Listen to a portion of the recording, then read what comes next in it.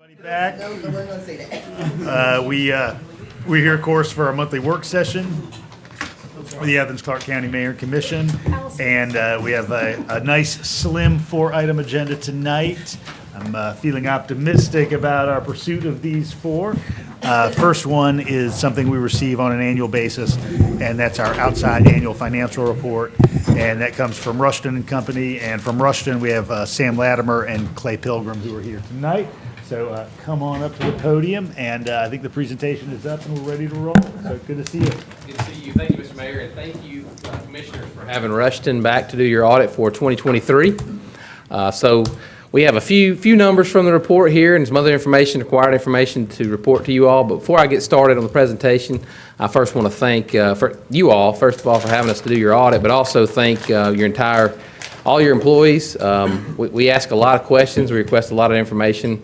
And obviously we bother Mr. Boyd, Mr. Holden, Mr. Caldwell a little more than, and their team a little more than the others.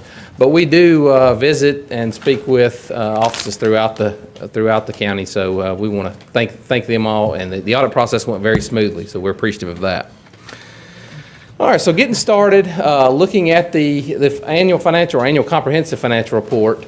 So there are 3 items in that report, that entire, I think it's 153 pages this year report, that are really just the product of us as your auditor. And that's the independent auditor's report found on pages 8 through 10. And so that letter spells out, our opinion on the financial report, and I'm pleased to present that for 2023. Have an unmodified opinion or clean opinion on the financial statements. Nothing came to our attention during the audit that would prohibit us from issuing that unmodified opinion. We do follow government auditing standards during our audit process. These financial statements we keep referring to, and then I'll have some numbers from here in a moment, are the responsibility of management of Athens-Clarke County. Our responsibility as your auditor, independent auditor, is to give an opinion, express an opinion on those financial statements that they are fairly presented in all material respects, whether due to error or fraud. So there's no material misstatements noted there. All right, the second product in here that's the product of us as your auditor is our report on internal control, compliance, and other matters. Because we follow government auditing standards, we are required to assess the internal controls and compliance of the government. Pleased to present that for 2023. We had no material weaknesses, no significant deficiencies, and no material non-compliance for those controls and compliance. And then lastly, the third letter here we're referred to here. Obviously, the government here expends more than $750,000 in federal dollars each and every year for the most part. So we are required, because of those expenditures exceeding $750,000, to perform a single audit. So this is in relation to the federal programs of the government. And so you'll see there, I note there, we have no material weaknesses, no significant deficiencies, and no material non-compliance in relation to the compliance over those major federal programs. These next few slides I'm going to move through pretty quickly. However, these are required communications, so these are items that are required to be communicated to you all as the board charged with governance. I mentioned earlier our responsibilities as your independent auditor. Got a little bit more detail here in relation to those. We do feel like our audit accomplished our objectives in that relation. Accounting policies. So the accounting policies you'll find in that annual comprehensive financial report I mentioned earlier in the note disclosures, note I there, you'll see. During 2023, the government actually implemented a new standard. It did actually have an impact on you all this year, and that was GASB Statement number 96, which is subscription-based information technology arrangements. I'll talk a little bit more detail about that a little later, but that was a new standard that was implemented. We're required to let you know any significant changes as far as accounting policies or standards that are implemented during the year. As you all are probably aware, pretty much all financial statements have estimates in them in some form or fashion. We are required to make you aware of those estimates that we feel like are the most sensitive, and those are listed here on the screen for you. Mostly related to allowance and a lot related to your pension and OPEB, actuarial evaluations, actuarial assumptions and measurements there. A couple others being the landfill closure and post-closure care calculations, and then the life expectancy of your capital assets for depreciation, your useful lives there. All right, these next two items, corrected and uncorrected audit adjustments. So during the audit process, we do from time to time come across adjustments that are necessary. Most often, as far as you all are concerned, those adjustments are due to timing. We can only hold the books open so long before we have to come in and do audit procedures. And so those are typically adjustments that are related to something that comes in later after fiscal year end. Although we do have very, very few, if any, if I recall, here at the government that were not provided by finance. In other words, there's not a whole lot that are provided by us as your auditor as far as adjustments are concerned.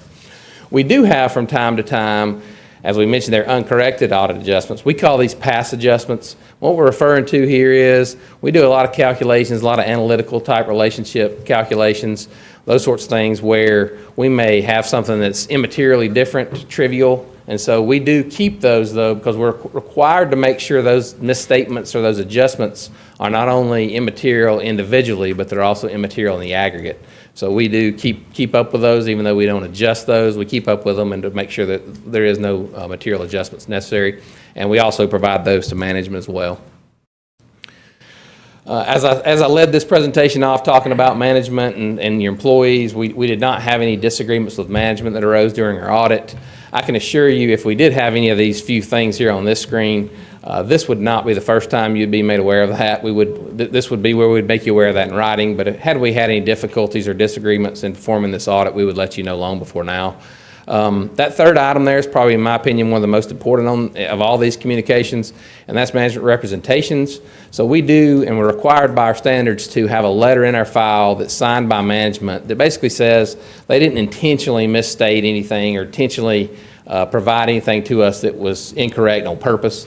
Obviously, we all make mistakes. That's not really what this letter is about. This is about them intentionally withholding something or providing something that may change our opinion on the financial statements. And we do have that letter signed in our files.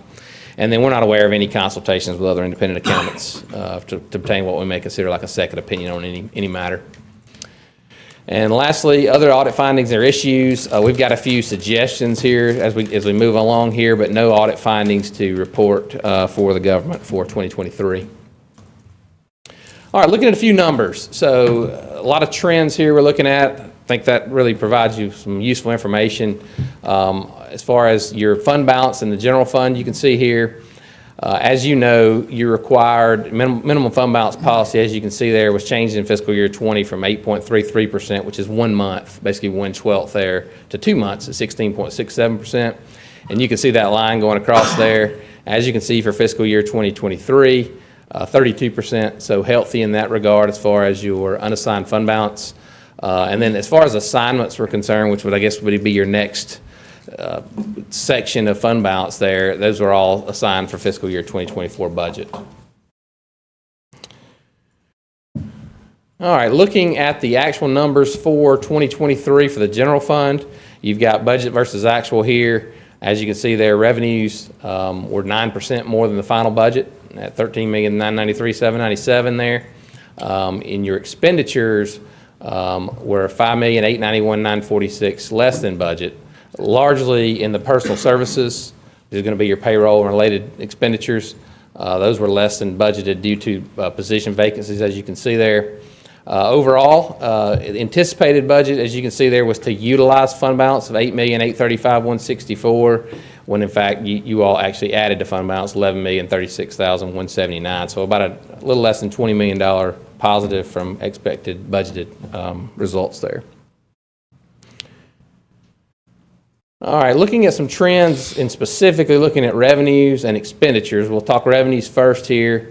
This lays your revenues out here in the general fund by source. So you can see, and as we'll talk about these, all three of these next couple slides here, most common for governments, you'll see property taxes there at 49.2%, real similar to the prior year, and also similar to most governments there. Followed closely there, or not so close, but by sales tax at 20.7%. So about 70% of the revenues of the general fund are from property taxes and sales taxes, which is what we're seeing. Sales taxes, as you're aware, have been increasing over the last few years. We have recently start seeing a little bit of decline there versus what we've been seeing over the last few years in sales taxes just across the state. Looking at the expenditures, we have first here by function. So you can see there, and again, as is common with a lot of governments, public safety being the largest piece, we see that anywhere between 40 and 50%. I think I presented one last week, a county down South Georgia, it was about 49%. So 42% here is public safety, followed there 17.4% is going to be general government, and then your next largest is most likely going to be public works, yeah, there at 10.7. You can see there in the purple. And now looking at those general fund expenditures by type, I mentioned earlier that you had some position vacancies, so your personal services were down under budget a little bit, but they are still by and large the largest type of expenditure, which is of course expected at 65.3% of your total expenses or expenditures are personal services expenditures in the general fund. This slide here we added here near the end just as a reminder to you all. You're familiar with your American Rescue Plan Act, state and local fiscal recovery funds. So as you may or may not be aware, those funds are required to be obligated by the end of the calendar year of 2024 that we're in now. So doesn't mean they have to be expended by then, they have to be obligated by the end of this calendar year. And so just to give you an example where you are, and this is as of December 31st, 2023. As you know, the government received $57.6 million of these funds in total. As of 12/31/23, approximately $39.1 million has been expended or obligated. So you've got about $18.5 million there to obligate prior to 12/31/24. That's the obligation of those. To actually expend those, that has to take place by December 31st, 2026. So a couple years still there. So obligate by the end of this year, expend by the end of 3 years from now, December 2026. All right, these next 5 slides, I think it is, are all some comments and recommendations we have in relation to processes, policies across the government here. The first 3 slides are all related to the constitutional officers, and the first 3 of those 4 slides are in relation to segregation of duties. So as you are aware, best practices are to have multiple folks involved with various different processes. So these 3 pages of comments here are mostly related to segregation of duties, whether it be receipts, disbursements. We talk a little bit about voided transactions in several of these offices. And so these are suggestions for ways to strengthen those processes in those offices. Again, the first 3 pages are all related to segregation of duties. It just took more to explain those in those offices. Can I ask a question while Yes, we're on ma'am. this? Yeah. Is this any different from what it was last year in terms of segregation? Because I've seen this before, and I wasn't quite sure if it was the same offices or more offices, or... Very good question. I would have to compare them side by side. I do think there were some small changes. Some of them would be the same, would be repeats. But there are a few changes. Some did improve. And actually, since then, too, we met with manager's office and with finance, and they have followed up on several of these. And if we've been communicating back and forth, too. I know John had met with some folks, I think at tax commissioner's office, if I recall. So there have been some follow-up meetings after the issuance of this as well to try to take care of some of these things. And if I could real quick, and please correct me if I'm mischaracterizing that, sorry, Mayor. So these are small offices, and this is all about having the appropriate internal controls to make sure that people are checking it. A couple of years ago, the clerk of courts was one of those that was up here, and y'all ended up approving a position that allowed all that to happen. And we hear you, and as the auditor pointed out, we will be trying to find a way to mitigate that next year. Yeah, I mean, and the same, and to Commissioner Myers' point, the magistrate court is up here again, because I can remember, it was my first year.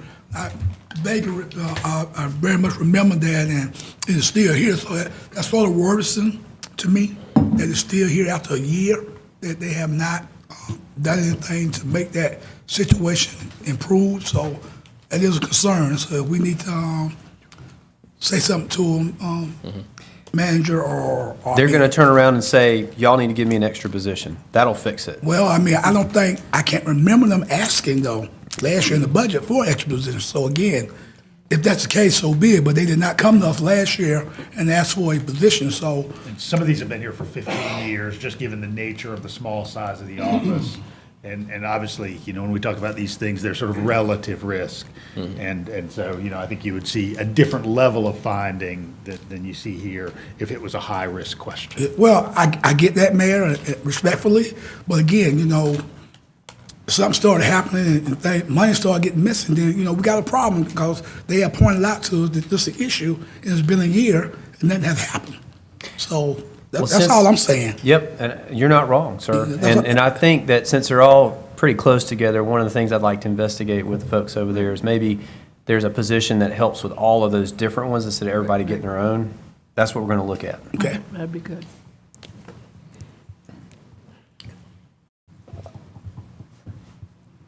And then this next one here is related to similar, those offices, similar officer we're talking about there, juvenile court, municipal court, probate court, looking at making sure these receipts, any receipts are deposited in a timely manner.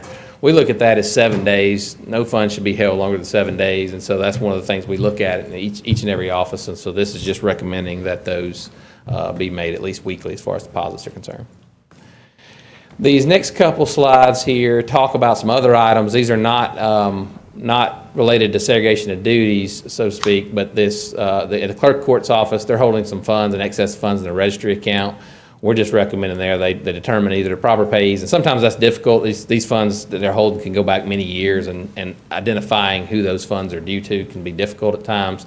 So we're just recommending there to get those funds dispersed. As you know, those funds are supposed to be received and dispersed each and every month, or if a registry, which this is, those cases can go on for a period of time. So that's what we're talking about in this case. And this next one here is stormwater utility billing. So I will say this one, during the audit process, we were unable to get some recalculations on several of the billings in the stormwater fund. However, subsequent to that, and actually subsequent to publishing that, we have been able to resolve and recalculate those bills. So this one actually does not apply any longer, this next one. We didn't want to take it off because we initially had sent it out, but there was some, those have been recalculated now, so no problems there. In your audit report, I know that stormwater billing is always an issue. Do you calculate the people who are not paying stormwater bills? Is that in this report or is that in Gavin's report? As far as, are you saying? There are people who are not paying storm because they don't think they should, but I'm just asking, where's that captured at? We can find that number from the stormwater billing office. Okay. I would like to say this is the first time that this has ever been in the audit, so Okay. It's not true that it's always been a problem. Mm-hmm. And I will say that you can explain more about the nature of it, but there has subsequently been some follow-up from staff where they went and Public Works leadership went and recalculated the bills and gave the information to the auditors. I think we're fine, but that's up to the auditors to say. Yeah. Yes, sir, that's correct. It was subsequent to, the main thing here, we had some issues getting the information and getting it calculated to start with, and I was saying there was some confusion on the calculation itself. Mm-hmm. That has all been resolved. We just didn't want to remove that. We initially sent this out to you all. We don't want to take that off, and it looked like, well, why don't we take that off? I wanted to further explain that, so that has been resolved. Thank you. Yes, ma'am. And then lastly here, this is really just solely a recommendation, and all these really have been just been recommendations, but this is, you all file on a quarterly basis, payroll reports are required to be filed to the federal government, the Form 941 quarterly federal tax returns. And so those tax returns have on it your payroll, your gross wages, and your withholdings, your taxes, that sort of thing.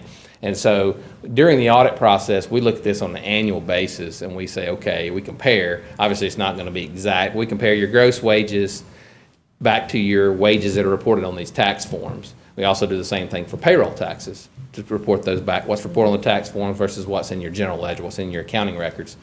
Obviously, there's a lot of reconciling items there because there's non-tax deductions and things like that that affect those that are different from gross wages to there. So all this is a recommendation is saying is it'd be good to take a look at that on a quarterly basis. Since you're filing this quarterly, for them to take a look at this on a quarterly basis. So that's all that's saying there. All right. As I mentioned earlier, we do try as your auditor to keep you all aware and abreast of any changes that are coming or that it took place during this report, and then also those that are coming in the future. And so GASB 96 is one we've been talking about, it feels like, for 5, 6, 8, 10 years. That and the lease one that was required to be implemented last year. So this 96 is subscription-based information technology arrangements. What we're talking about there, for the most part, is software or things related to software. These are intangible type items. And so, as you recall, you used to buy software. You would go to the store and buy at one point it was a floppy disk, and then it became a CD, and then, and you'd take that CD to your home and you'd put that in there, and there's your software, and your neighbor may put it in their computer, and they've got software, and that's how that worked. And then a few years later, it went to where you didn't buy a CD, but you bought it online, but you still had the software. Well, now, if you've bought any software lately, you really don't buy the software anymore. For the most part, you subscribe to it. So you pay either a monthly, quarterly, or an annual subscription. That's what we're talking about here. That's what these things are. And so what the GASB said was, this is a liability. If you sign a contract, you subscribe to something, and it's long-term, more than a year, it's long-term, then you are liable for that subscription, and so that's a liability. So that's what this standard does, is basically requires these to be recorded. I do think we had one that was, two that were recorded. We had a lease as well. So, yeah, we had 2 that were recorded during 2023. There were a lot more subscriptions, just so you know, there was probably, was it 60-something we came up with, start with 60-something that made the list. So this is a lot of work. It sounds like I went through this really quickly, and we talk about 2 that were recorded. The work that got to that point was a lot on a lot of people, not just finance. You had to gather those agreements up, had to review all these agreements to say, okay, are we under contract? Is it long-term? Is it cancelable by both parties? And what would the liability be? There's net present value calculations, that sort of thing. So materiality is a factor here, as it is always. So there may be some that are long-term, but the dollar amount is so small that it doesn't materially misstate the financial statements. You don't want to go through and record all that for something that's not material at all. So when I talked about earlier those adjustments we passed on, that's what we're talking about, immaterial type things like that. But this was implemented as required for 2023. Good news is, I can say this with a smile on my face, first time in a long time, I can say that for 2024, this year you're in right now, there's not a significant GASB statement that applies to that year for the first time in a long time. So, but there is one coming in 2025, and that's GASB 101, which is on compensated absences, which is accrued vacation time. This one's actually going to lessen some requirements a little bit. It's going to change the disclosure requirements in relation to compensated absences and how those are disclosed. Don't expect this one to have an overly significant impact on Athens-Clarke County. And that concludes my presentation. I'm happy to answer any questions you all have. Any summary questions? Thank you. Thank you. Appreciate it. Thank you for your work. Thank you. We appreciate you all. See you next year. If you have questions after the fact, by all means, reach out. We're here to help. Thank you all so much. Thank you. All right, the next item is the PMP condition assessment and future projects. And from KCI Consultants, we have Shawadul Islam, and I'll let Blaine introduce this with a little more depth. Thank you, Mayor. And excited for y'all to see this. A lot of detail, but it's pretty foundational to all the questions you get from your constituents about how come that road's getting paved and not this one.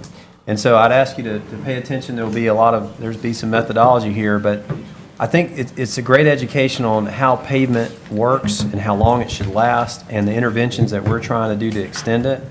And this will be the basis for the roads that are selected for the upcoming pavement maintenance plan. And so I'm excited to have these folks here today to share how we're going to capture that.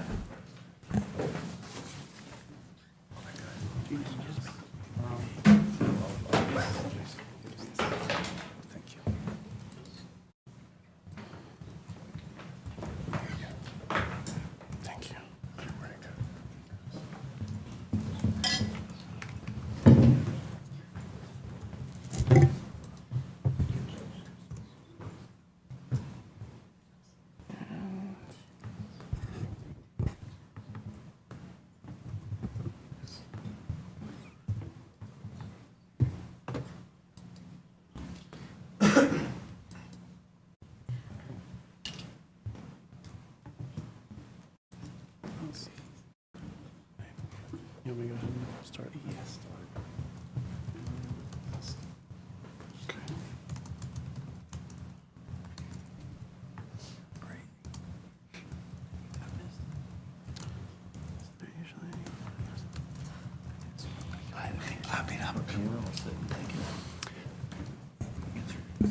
Good evening, Mayor and Commission.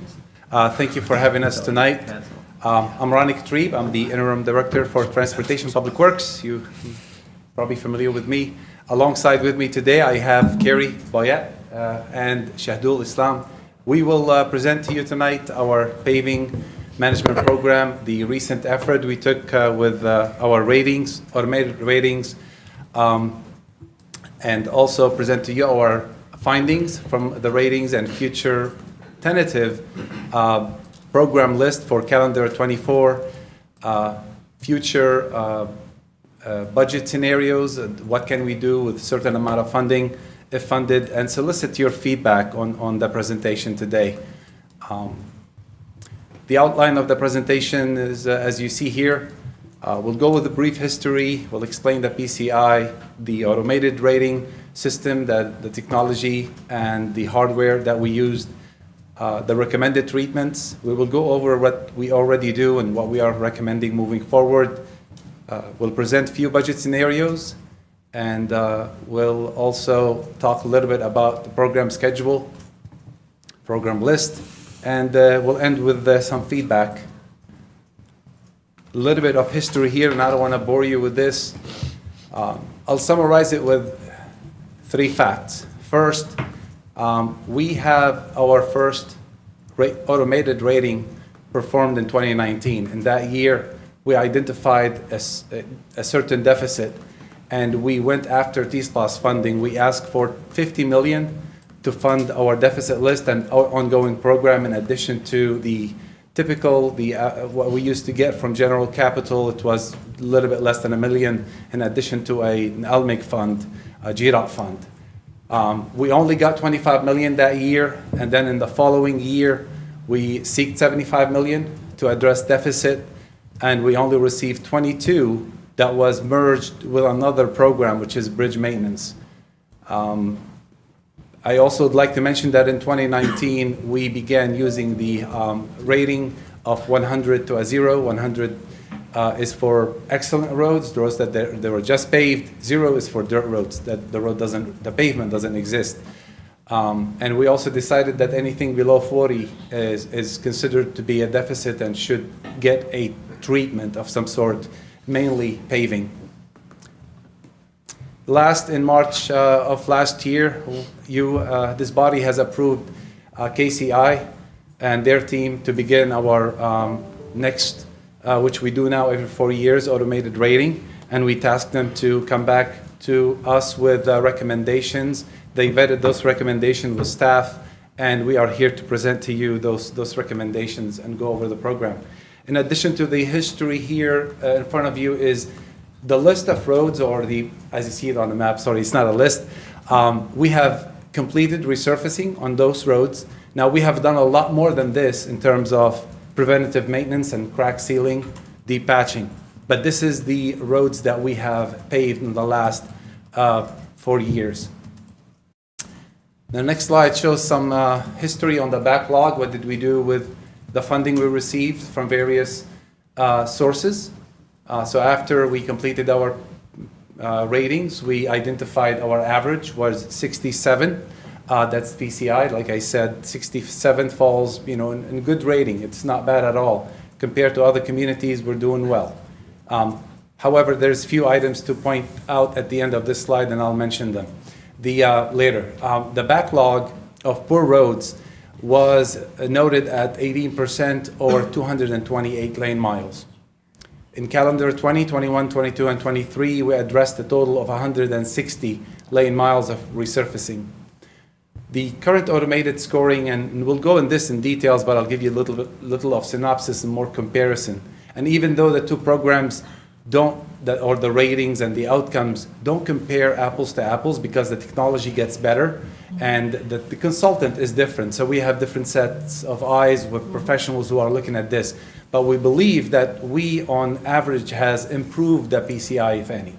Now, that doesn't mean that, we are in good shape and we shall reduce funding. What the KCI team today will present to you is why we should continue the level of funding and also increase because of multiple factors. So the current deficit, what we consider 40 or below in our old approach, is right now only 3% of our roadways. So that's good. However, KCI team has informed us that we should consider and we should adopt a different threshold per each roadway classification. So a local road would be different than a arterial or collector. So that will come, and Shahdul will explain all that. The last two items of this slide I want to mention is that cost has increased greatly for all types of construction.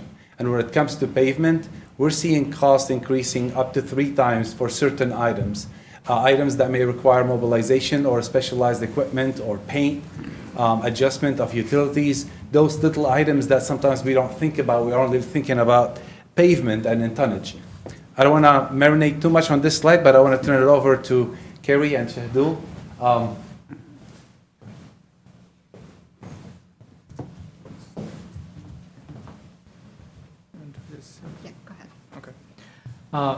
Good evening. Thank you so much for your time this evening. Today we'll talk about pavement evaluation, pavement performance in the county, and also budget scenarios that we have performed, and we have some recommendations at the end. So what is PCI? PCI is a physical condition evaluation index. We call pavement condition index, PCI. It's a 0 to 100 scale. What it does is it looks into the pavement and see different distresses. Like when you drive, probably you see cracks and potholes, but there are like 20 types of distresses for asphalt pavement. That goes into PCI calculation. And not like if a crack goes like transverse way, it has less effect if there is a crack on wheel path.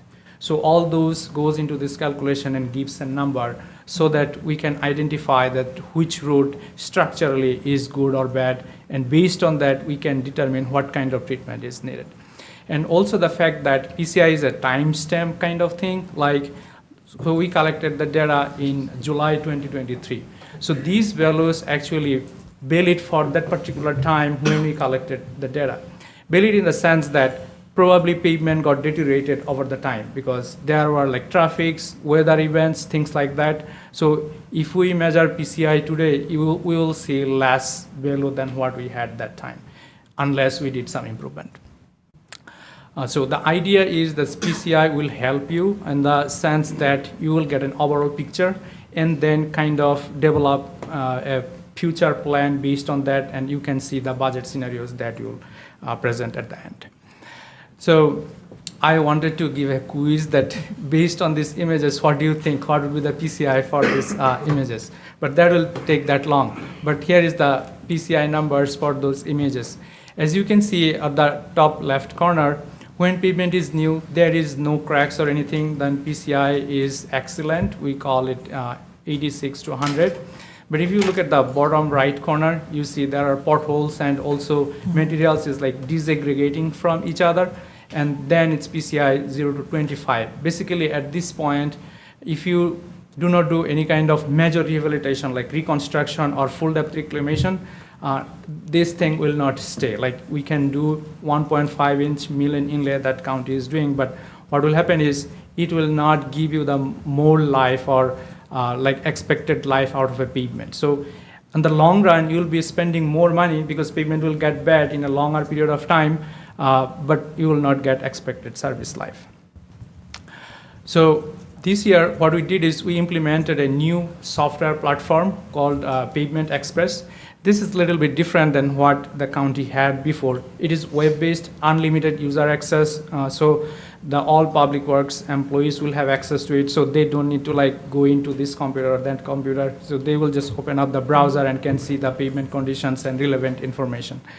And better treatment metrics here, like we can go into the details like based on the different distress, like what kind of crack, and based on this crack, what kind of treatment would be applicable. So those we can customize that.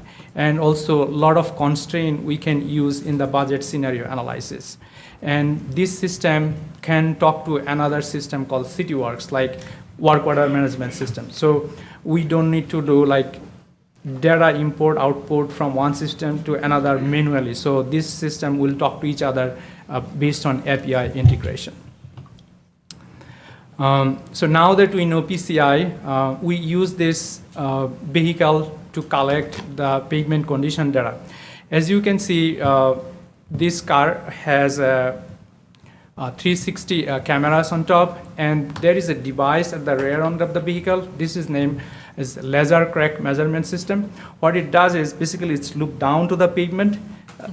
Basically it has like eyes and then scan the pavement. So we have those like 20 feet images all over the city, county. And then we analyze those images, and those images based on the machine learning, it detects all the cracks and categorize what kind of crack, where is the crack, and the severity and also the quantity. So that if we know the quantity and severity, we can determine what kind of treatment we would be needing at the end. So we have collected the images from all over the county. And then this is the overall PCI map for the county. As you can see that the red lines basically shows very poor pavement, and light red is poor pavement. And mostly those are concentrated on the center of the map and also lower east side.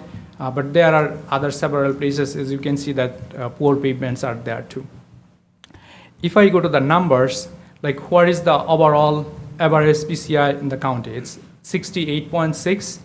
And this is the distribution of how many lane miles are in different conditions.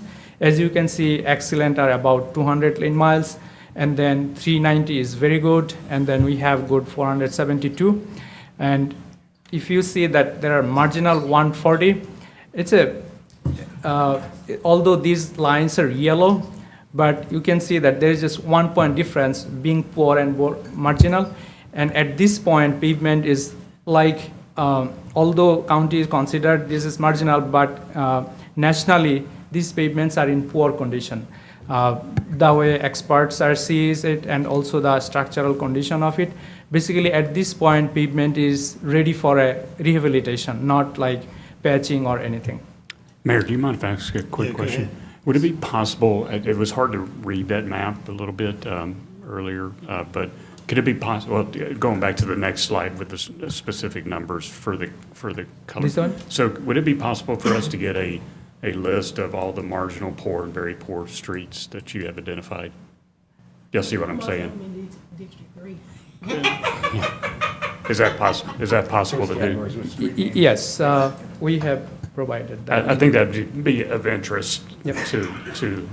Yes, we can provide that. Again, keep in mind that the map you're seeing is the small segment, roadway segment. It's not the pavement segment. So we Right. still have work to do to identify which road should get a localized treatment, like patching, Right. versus continuous paving. So we still have work to do.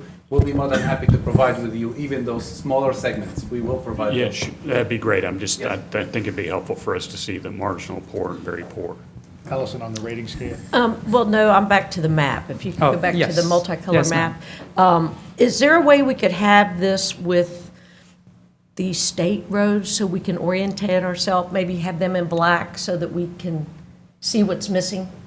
I have a big yes happening. So anyway, if that could just come to us as a PDF afterwards, then I can orient myself to the state roads that we're not considering.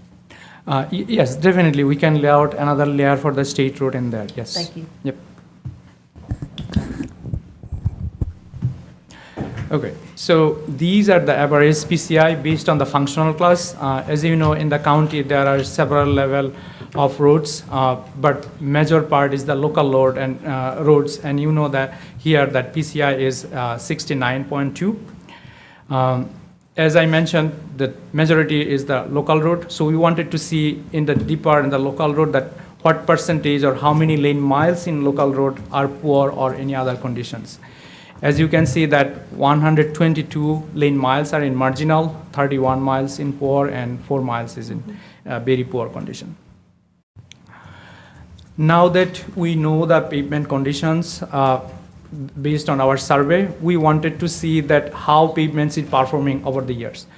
To do that, we develop pavement performance model. So this curve basically shows that how pavement condition is changing over the time. As you can see, this data is showing the data for local road. We developed this purple line, and then other roads lines are showing for arterials and collector roads.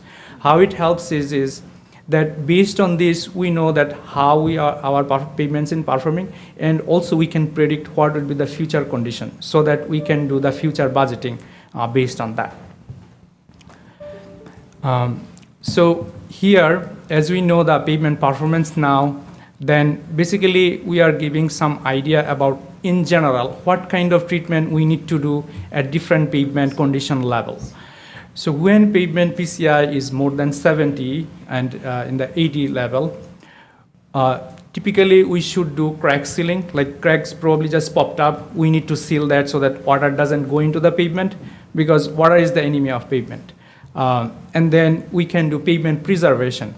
These treatments like microsurfacing or slurry seal or other treatments, these are less expensive. What it does is it prevents the further deterioration of the pavement so that pavement will have extended service life. We will talk this a little bit later and more. And then when pavement PCI is 70 and 60, at this point, the pavement preservation treatment will not work. You might do it, but you probably, instead of getting 6 to 8 years of service life, you will get 2-3 years, meaning that it is not useful. So at this level, also you do not want to do any kind of major rehabilitations or anything. So patching would be the best option so that pavement is safe for driving. There is no issues and complaints on that, but just waiting and extending the life to become this pavement as candidate for minor rehabilitation, like 1.5-inch mill inlay that county is doing. And then when pavement PCI is less than 40, at this point, we need to look at, like, structurally, if pavement is adequate enough. If we do a mill and inlay, will that extend the service life whole lot or not? Because, for every structure, foundation is very important. We need to look at if the foundation is good enough, like subgrade or base at this stage, so that we can do like meaningful treatment at that PCI level. Yes. Jesse. I just wanted to ask, because I'm need some help understanding. So, patching shows as much more expensive than minor rehab. So what's the logic behind doing patching at all instead of minor rehab? That's a very good question. Thank you. So patching we do in a smaller scale. Let's say if a pavement section is 1,000 feet long, we will probably do 100 square feet of patching or 200 square feet of patching. So the quantity is less. The work is expensive. And when the pavement is a candidate for patching, it's not candidate for minor rehabilitation, because if you consider the whole 1,000 feet long pavement section, then the overall treatment cost would be higher if you do minor rehabilitation. Yeah. So as I mentioned about microsurfacing and the pavement preservation, this is very important. That the county has a big network. There are like a lot of pavements that requires a lot of attention.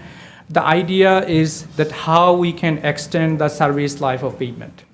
Currently, as we do only just 1.5-inch mill and inlay, just one treatment, we are not getting the benefit of other treatments that the other communities and industries using. When the pavement is in good condition, like PCI is 70 to 80, if we can do this kind of treatment, like the county is doing crack sealing, that's really, really great. And if we can do microsurfacing or similar kind of treatment, which has lower cost, but as you can see in this plot, that the pavement is getting better and extending the service life. But if you do not do that, the pavement will fall below along this red curve, and within 15 years, it will be like another major rehabilitation project. And then, as I said, not 15 years, but basically after 10 years, you would see the pavement is literally bad, but you are just extending another 5 years and driving on those bad pavements. But if you do microsurfacing or pavement preservation, it will extend the service life of the pavement. And your overall maintenance cost would be lower over the time. So this is the goal for the county, that what kind of treatment we want to do at different pavement condition level. So when PCI is 85 to 100, probably you'll see, like when we construct a road, you probably see that after a couple of years, there are random cracks here and there. So crack seal would be the best thing to do so that water doesn't go into the structure. So the county has a policy to do like after 4 years after the construction. That's really great, so that the structure will be intact. And then when 70 to 85, if we can do microsurfacing or another pavement preservation type, so like we can preserve the pavement to get further deteriorating. That's the idea. And with lower cost, so that our maintenance cost is minimized over the time. And then good condition pavement when 55 to 70, we can do patching, like probably there are localized issues in the pavement when we can do the patching in there. And when pavement is in mud, any question, Commissioner? Yeah. Yes, for the excellent, like new conditions, crack sealing plan for 4 years.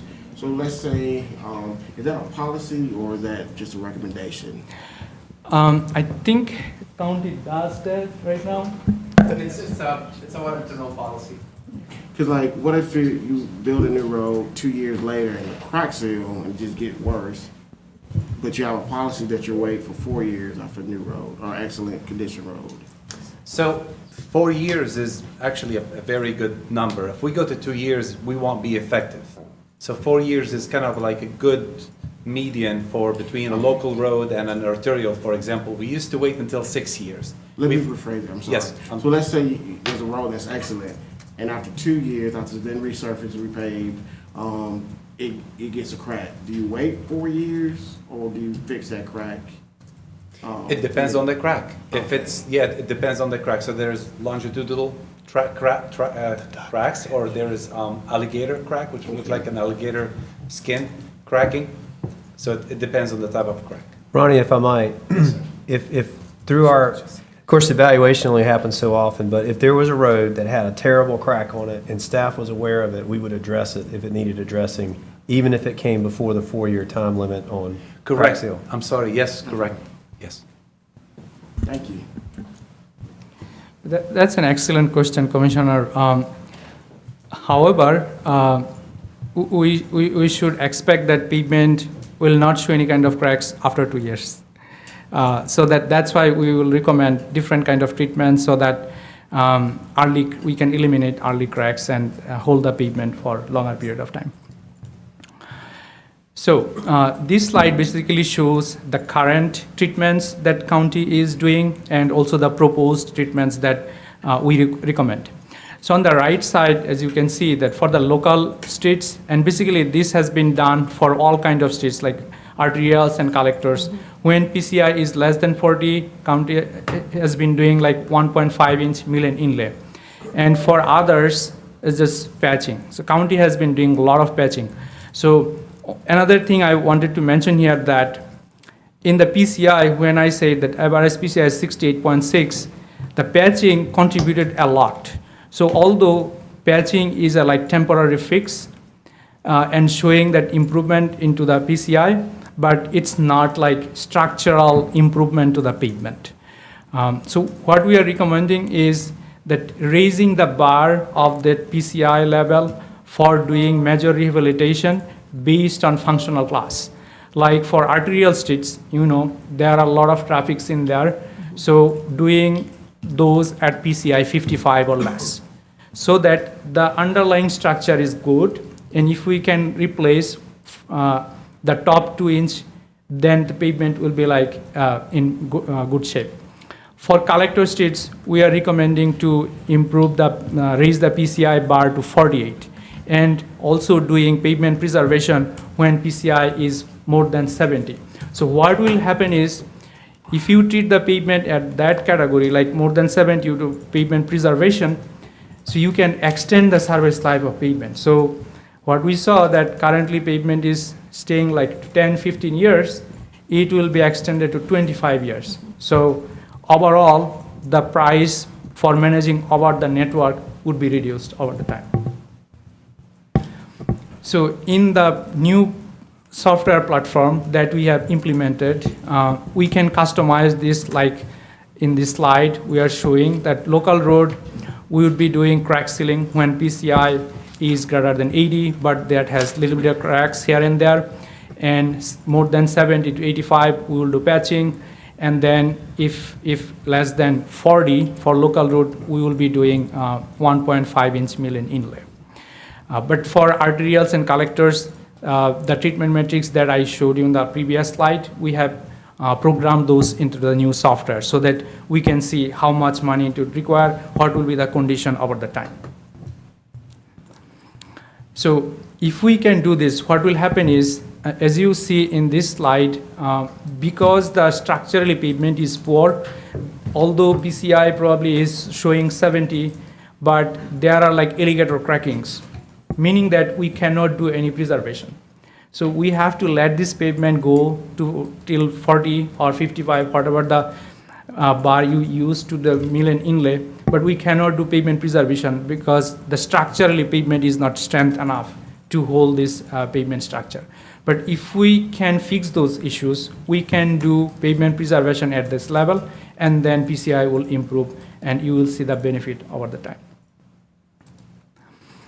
So in terms of the treatments, what county is doing, the crack sealing, it's a great, fantastic job the county is doing all over fixing those roads with crack sealing. And then deep patching.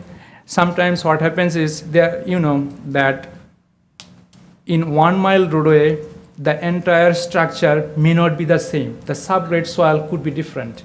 Maybe some construction issues. So you will see some localized issues because of the weather, because of the traffic here and there. We need to fix those local issues. How we fix that? With deep patching, so that this doesn't get further deteriorated and also doesn't get safety issues from the traveling public. So deep patching comes here to solve that issues. So this is the new treatment we are recommending is microsurfacing. As you see that on this image on the bottom left corner, that we can do microsurfacing when pavement is in this condition, like it has a little bit of crack, but it didn't go all the way to the bottom of the pavement layer. But if we want to do something on the right side of the image, microsurfacing will not be effective. So, and how it helps is, we need to look into the weather, traffic loading, and also if the structurally pavement is good enough, we can do this kind of treatment, and it adds 6 to 8 years of service life to the pavement's life. This is the treatment mill and inlay county is doing. It's basically replacing the top 1.5 inch and then putting a new layer, as you can see in the right side, looking great. Another treatment we are recommending is full depth reclamation. So what it does is it pulverizes the whole asphalt layer and also a predetermined amount of a base layer. So if there is any base issue like settlement or soft clay or anything, so those we can like settle those, stabilize those so that it would be a solid base and it will improve the pavement condition. And as you can see that it can extend the service life up to 25 years of pavement. And it can also resolve, the county has the issues with like curb reveal. So that kind of issues can be resolved with this treatment. We are partnering with the UGA for collecting ground penetrating radar data. How it helps is it determines the pavement layer thickness. How it works is it's a GPR antenna. It sends a signal to the pavement surface, and when it sees there is a different kind of material or layer, the signals come back to the antenna. So we measure the travel time. So when we know the travel time, based on that, we can determine the layer thickness. How it is important is, let's say we recommended a route for doing 3-inch mill and inlay, but literally we don't know whether this pavement has 3-inch asphalt there or not. So this information will provide the structural layout of the pavement, that what is in there, so that we can determine a best treatment needs to be done. So the UGA has collected data for 253 miles of this county roadway. And it would be beneficial for the county to collect the data for all the streets so that you have a database to see what is in there in terms of structure, like is it 2-inch asphalt and then 6-inch stone or not, so that you can determine a better treatment and go from there. Now, the budget scenario. So these are the budget scenarios that we have looked into. One, as you can see, the pink line showing the current treatment practice with $8 million per year. So current treatment, basically we are doing 1.5-inch mill and inlay for all kinds of streets, arterial, collector, and local road.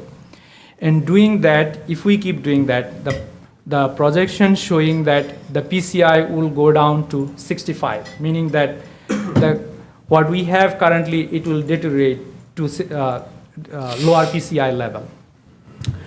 However, if we want to maintain the current condition overall to the county, to keep the PCI level 68.6, the county would need $10 million per year for the next 5 years.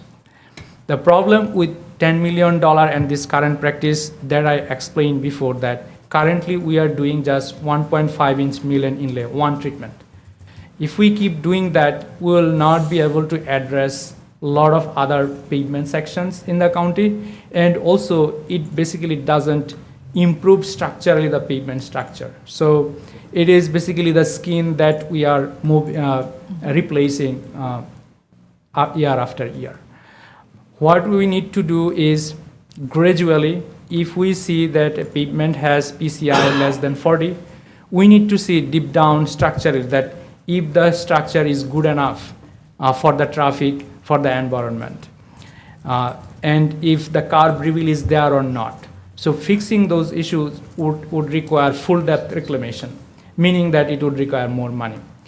So based on our analysis, it shows that county needs $14 million per year for the next 5 years.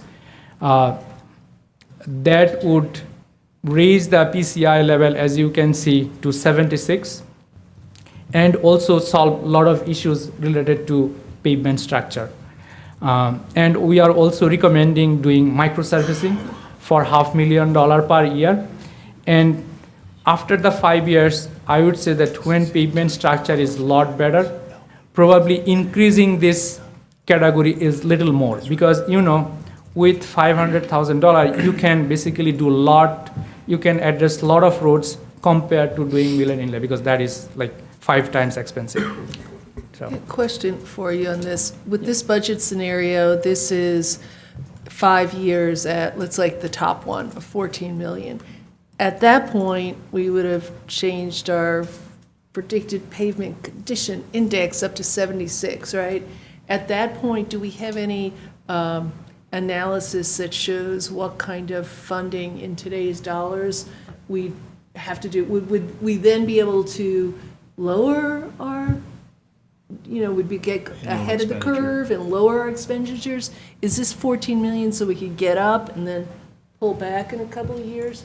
Yeah, that is true. It is to get us to where we need to be so we can, and if we have that type of level of funding, we're able to do full depth reclamation to roads that needs it. And therefore, arterials would live to 15 years plus, collectors 20 years plus, and locals up to 30 years. We do have roads that have lived to that many years. And we also have roads that did not live at all for not even 10. We've seen Baxter Street, which got patches over patches over patches right 3 years after we paved it. And we have few examples like that, like Ruth Street. So what we're planning here, or what we are presenting to you, is a preliminary. And it shows in today's dollar, if we only do the 1.5-inch mill and inlay, we are getting to 76. But the plan is not really just to do only that, is to incorporate thicker pavement, incorporate full depth reclamation, and incorporate the microsurfacing or the preservation treatment. We can only do that if we have additional funding than the baseline, which is the $8 million a year, which we have for calendar 24. Yeah, Well- and of course, just to clarify for myself here, you really it would be not fair to compare the dollar amounts, but more the condition of the roads and the percentage having to be placed, because as we see these prices going up, Correct. in 6 years, I would imagine that the prices, we will not get as much for the same dollar. I'd just like to add, and Ronnie, please correct me if I'm wrong. So, and this was said back during the SPLOST passages, that at the current level of funding, we're not really making any inroads on the past deficit. In fact, as you can see, we're kind of losing a little bit of ground, but not as much as I had thought. So with a little more, we can tread water, and then with a lot more, we can get ahead. So that's kind of where we are now. If you come in at $8 million plus maybe some microservicing, we'll do a little bit better at making it break even. Correct, and I'd like to add, thank you, Blaine, for that info. It complements what we're trying to say here. Another piece of the puzzle is that with KCI's effort, our effort staff, and the incorporation of GPR, ground penetrating radar, we want to identify what roads really are a good target for us to aim for full depth reclamation. And we get those done, it's going to cost us 2 to 3 times the cost of paving, traditional paving, but the goal is to extend the service life. Once we have roads that has good base and good buildup, they would live to the life expectancy that they should. Then our paving program, we should see a lot of savings into the future. The reason why it's very costly today is that because we go in to pave a road, and there is a lot of deep patching to do. We do a lot of deep patching, and that is costly. And then we pave 1.5 inches, and we still don't get that life expectancy that a road with a certain classification, roadway loading, vehicle loading, and therefore we feel like we're still behind, and we're focused on the lowest rated road first, which sounds fair. But reality is we should diverse our program, like Shahdul said, and start incorporating some of the preservations on the 70, 80, 90 PCI. Even though the road looks great, you still want to seal those cracks to make sure that the road lives longer. And it can only live longer if it has a good base. If it doesn't have a good base, we cannot. Even though if it was brand new road, it's going to fail a lot quicker, or deteriorate, I should say, a lot quicker. And we'll be back at it, paving it again. Thank you, Ronnie.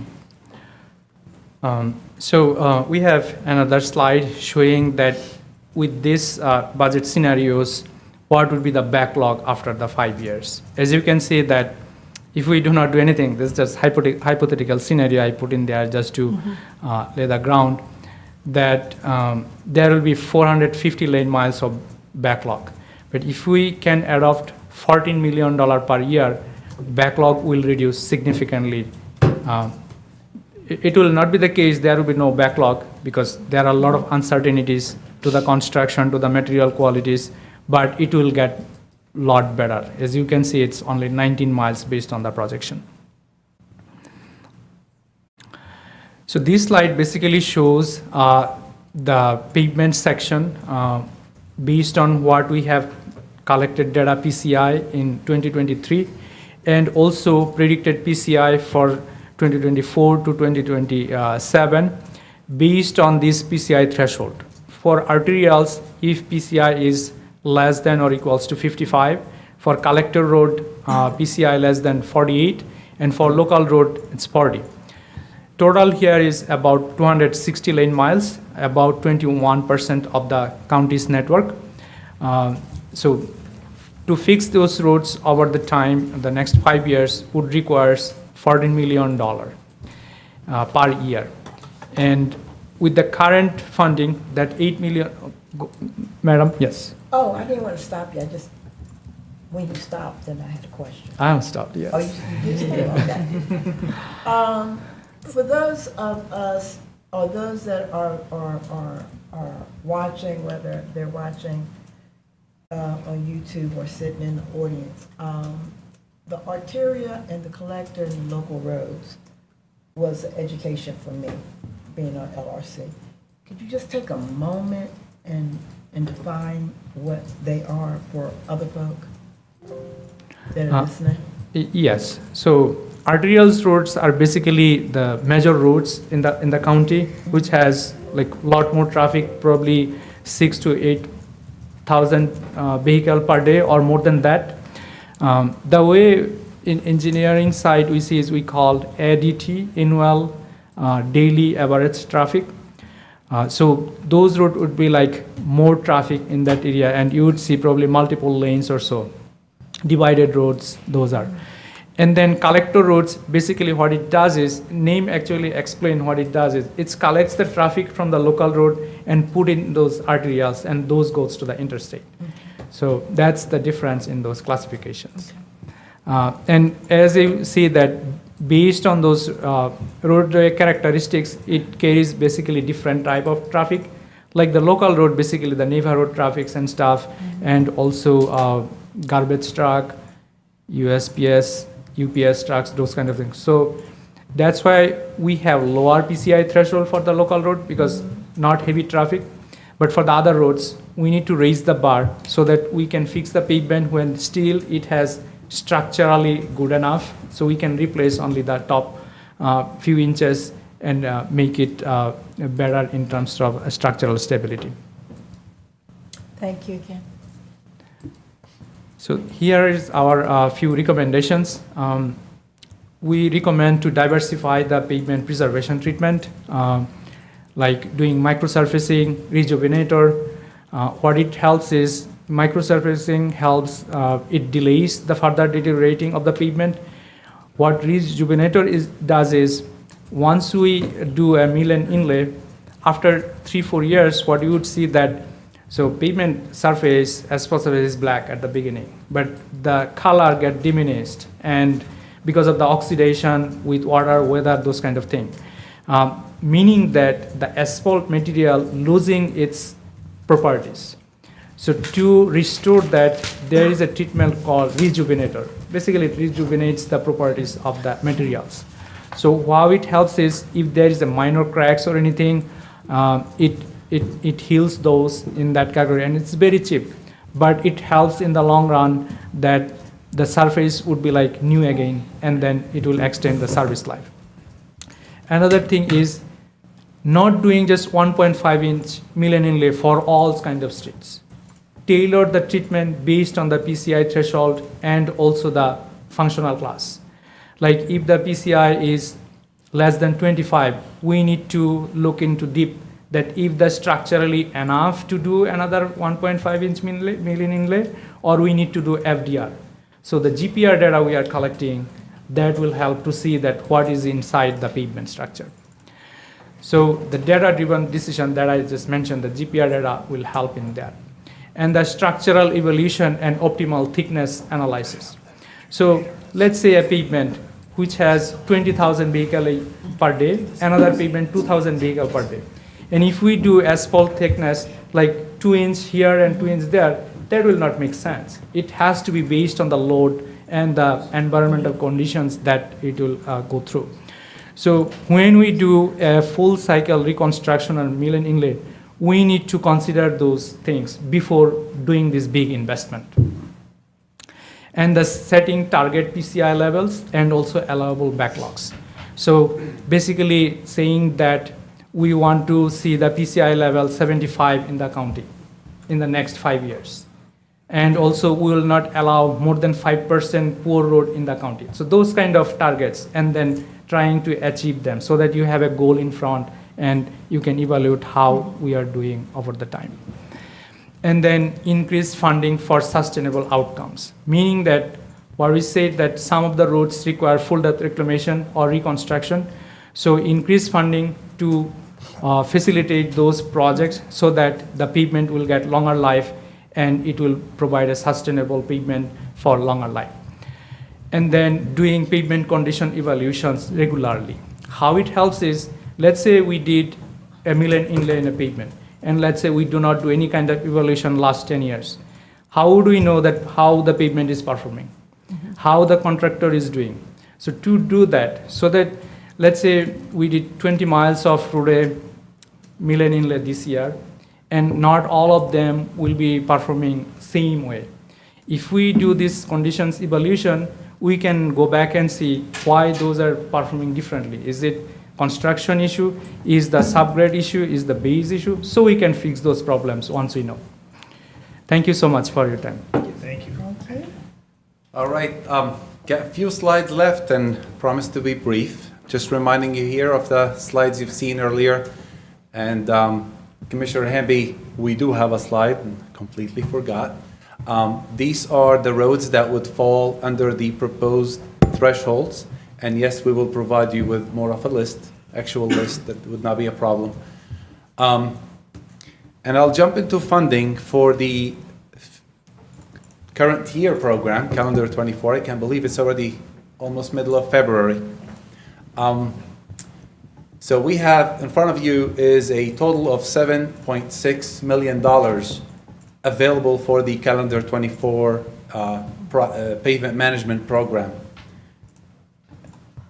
And based on the recommendations we heard today from KCI and discussions with staff and KCI team, we will be moving forward with recommending a paving list for Mayor and Commission's consideration in the upcoming agenda cycle, March, April. That's the tentative kind of cycle date, and we're hoping to get those numbers to you in terms of quantities and pricing from the contractor.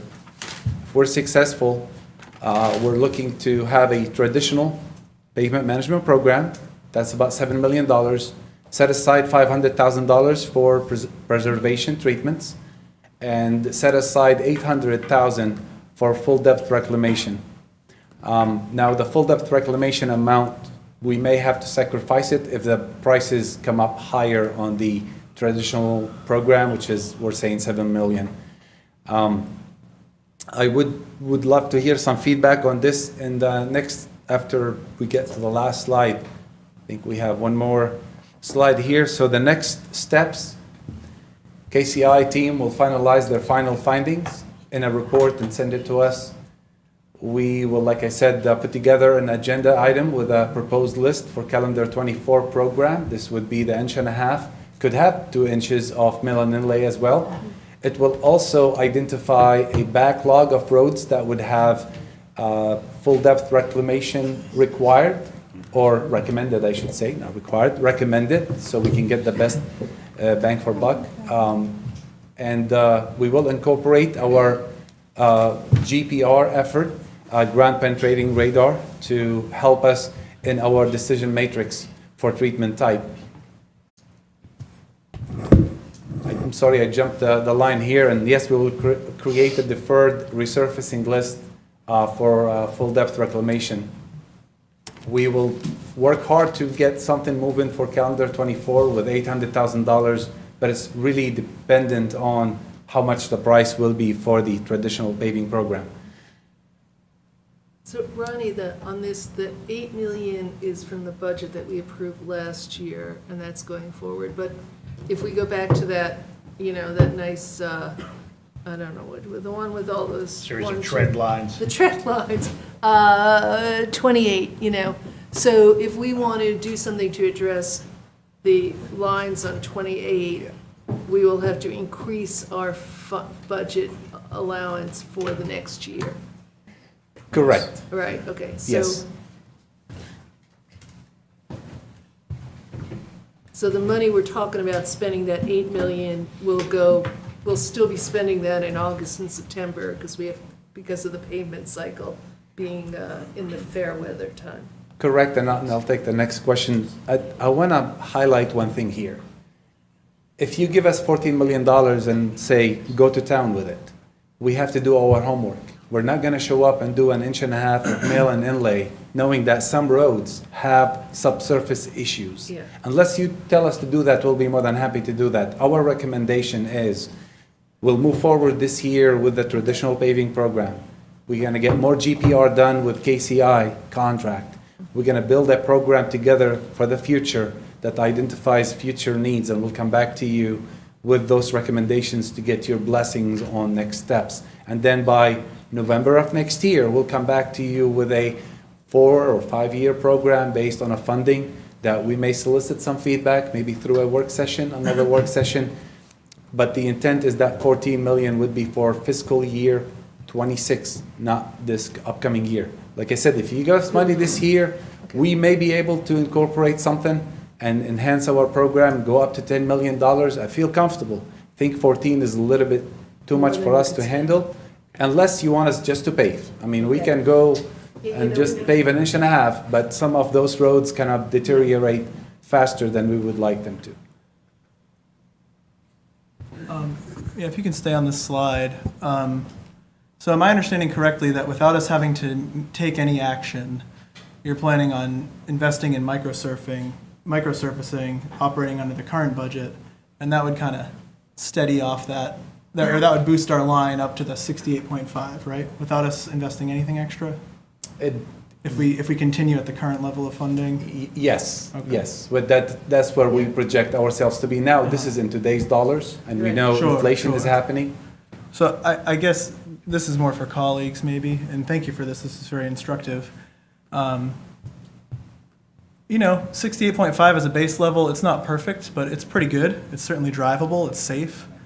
And when I think of priorities across our whole budget, where general fund money can and should go, and even just narrowing that to what within TPW needs attention, we talk a lot about sidewalk gaps, we talk a lot about dangerous intersections and dangerous crossings. We have this backlog of street lights that need to be replaced that endanger our staff if we don't catch up on that. I'd prefer that we catch up on some of those backlogs before we go further with pavement, acknowledging that we might need to adjust for cost escalations to stay level, but I would encourage us to maybe stick with the yellow line. Mr. Commissioner, if I can give you some input here. With the yellow line, the issue is with microsurfacing is the pavement has to be in good condition, PCI more than 70. That's the initial that on a grand scale, I can say that PCI 70, this is a candidate for microsurfacing. But then we need to look deeper, that does it have any kind of load-related issues? Does it has any kind of structural-related issues? If the answer is no, then we can do microsurfacing. That way it would be effective. But other than that, although PCI is greater than 70 or equals to 70, microsurfacing will not be effective. And the county, the problem is that the county is doing 1.5-inch million inlay for a long, long time. So we do not know actually that what is underneath. So that's why we are collecting the GPR data to build a future program that if this kind of treatment can be applicable. And we are recommending doing those like project basis, that if we know everything about this pavement surface, we can do microsurfacing that we know that it will be effective. Melissa? Yeah, I just want everybody to keep in mind, one benefit of pavement is road safety, particularly for cyclists and people not using cars. You know, it's not going to do a whole lot of damage if a car goes over a pothole or a crack, but if a cyclist gets their wheel stuck in one of those cracks, they're going down. We had a really nasty wreck on Boulevard from a pothole or crack, and I've had a couple of close calls myself. So that is one concern. You know, and there's also the theory that roads that aren't super slick actually slow down traffic. I like the fact that y'all have separated these into the arterial, collector, and local roads and prioritize them, recognizing that those local roads that might have more pedestrian and bike traffic on them maybe could wait a little bit longer. But yeah, I mean, there's no question that we do have catching up to do. And we could save ourselves money in the long run if we start investing a little more on the front end. Patrick, you had a question? I'll wait till I finish. Oh, well, I think I spoke on the last 2 points. Our plan is to move forward, like I said, with our traditional paving program, set aside some funding for microsurfacing, preservation, and for a deficit list that would require full depth reclamation. In the future, we will be recommending additional funding into the general capital. So fiscal year 26, you will see an increase in the request up to $12 to $14 million. It's going to depend on our findings with KCI team. But that's where we are, and I'll take questions. Thank you, Commissioner. First of all, thank y'all. This is one of the reasons why we got the What Works certification. Thank y'all for your hard work and collecting that data. I know it's kind of budget season. I don't mind increasing y'all budget because streets is one of those service deliveries that our constituents look for, and with all the other infrastructure that we have. But I do have, but in considering the fact that y'all in the backlog, catching y'all up would be awesome. But I do have a question on slide 31. We go to that one. I don't know if y'all are numbered. It is the recommendation. There we go. Okay. So some of our streets, we continue to patch. We continue to fix. Does your recommendation, when it comes to those situations where we keep patching, go into trigger a depth reclamation on that road? Like Baxter Street, for example. Yes, Baxter Street is a great example for the full depth reclamation. Baxter Street section specifically between Millage and Rock Springs. Okay. We paved it. There is patching that is done by third party. It's done by utility contractors. It may be due to a utility cut for a repair, a localized repair. That part or that type of repair is not really done by our paving program. It might be by a different department. So I'd like to distinguish between the two. Now, that gets captured in our pavement evaluation, and it reduces the score of the pavement when there is a lot of utility cuts, as we call them. But I'd like to make a distinguish between the two. You reminded me, and so thank you. No problem. Allison? Yeah, thank you for these details. I really appreciate the full depth reclamation being noted and the importance of that, because we're losing our curbs, literally. And with the presentation we had recently about the work being done in Winterville and how important it is for the curb and the water to go the directions that it's supposed to go. And it does also a little bit about what Commissioner Link said, the safety of what LRC is calling the individual motorized mobility devices, since there's so many options out there for making sure that that area, whether it's a bike lane or towards the gutter, is the curb is as it should be. But I think this is real important. I know our constituents see every day when one road's getting fixed and why not theirs. So it's going to be easier to address that, and when we get additional details. But the question I have, besides the comments that are all positive for everything that you guys have done, thanks, is the KCI pavement inspection report. When is that going to be done? So we provided the PCI data to the county already. We are just writing this report probably middle of next month or so, but we probably will be finished before that, but I'm just giving a timeline that probably middle of next month. Might we have that ahead of it being in the agenda item?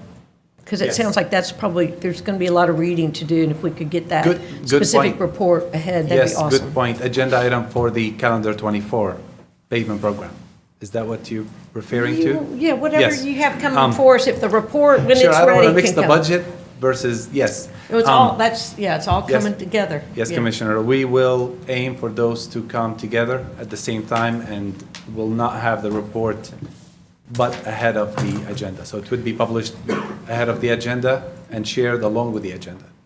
Yeah, both Yes. would be awesome, and that way we can And, start. and I believe the timeline, Shadul mentioned, this is a draft report, so we'll digest it internally with staff and Okay. evaluate it in the field. So that's the first draft we would see. Often we have comments, go back to Shadul, and then comes back And as then a we have to final. fold in your comments. So, yeah, get it, I mean, when it's ready for us to have, it's going to be great to see what Yes, the Commissioner. work in that.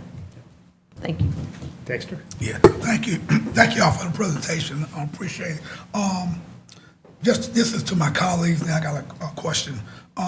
We really need to take in consideration our infrastructure moving forward over the next several years. So paving is very important that we really take a look at that. And like my colleague, Commissioner Wright said, some communities wonder, well, why this particular place get paid, the other ones don't get paid. So I like the fact that y'all gonna look at what actually need to be paid first, and then hopefully we can cover other areas that may not get that same option, moving forward. So thank you for that. But my question is, I did in my district, there's 2 neighborhoods that got signs out already saying, one of them is Putters, got signs out saying that neighborhood is getting ready to get paid, and it's one off Whitehead Road. I can't think of the subdivision. Also got signed out. So is that part of what we're doing, or is that something? Might be an HOA. Sure. Yeah, No, it's our HOA. Yeah. It's an HOA? No, it's actually the current CY 23 program that's ongoing from last Okay. year. It's finishing up now. Okay. Well, Our contractor is in that area right now. right. Yeah. So- Thank you for that. Yeah, I Sure, appreciate and it, and but- for the audience, just so this is recorded, so that is our current program, Calendar 23, that you all just recently has approved a change order to extend time and contract amount to do additional patching, if you recall back in December. Yeah, it's supposed to end towards March, I believe. Yeah, but it's two subdivisions within my district. So thank you. Carol? I just have a quick request for our managers as we're getting closer to the budget season, in terms of the infrastructure and the life cycle costs, the backlogs. I'd love to be able to see something like all together, because we're always, we talk about, we're behind on replacing the vehicles. We got the stormwater, I'd like to see a summary thing, so we won't just say, oh, let's give it to the last thing we heard the, presentation on. But that would be helpful for me as we move forward.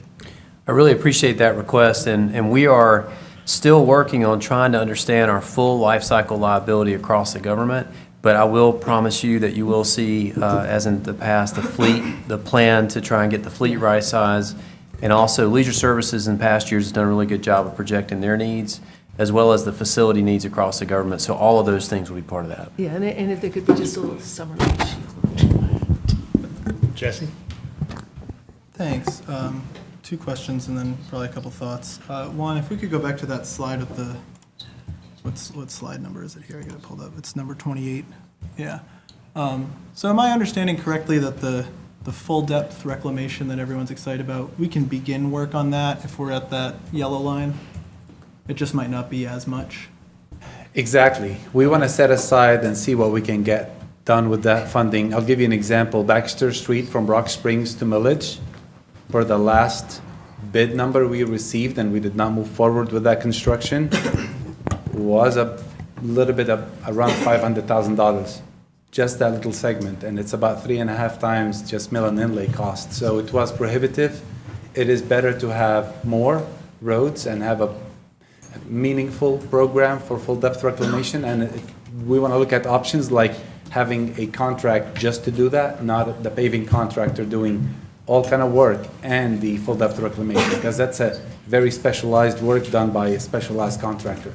Okay, thanks. And then, I don't know if anyone has this answer offhand, but in our budget package last year, there were 21 full-time vacancies in TPW, which is like almost a quarter of the whole department. Is that still roughly the same? Has that gone up or gone down? We're about the same. I believe streets and drainage have around 50% vacancy rate, so that's for our streets and drainage. Now, the department overall, I believe we're about 70 to 80. Okay.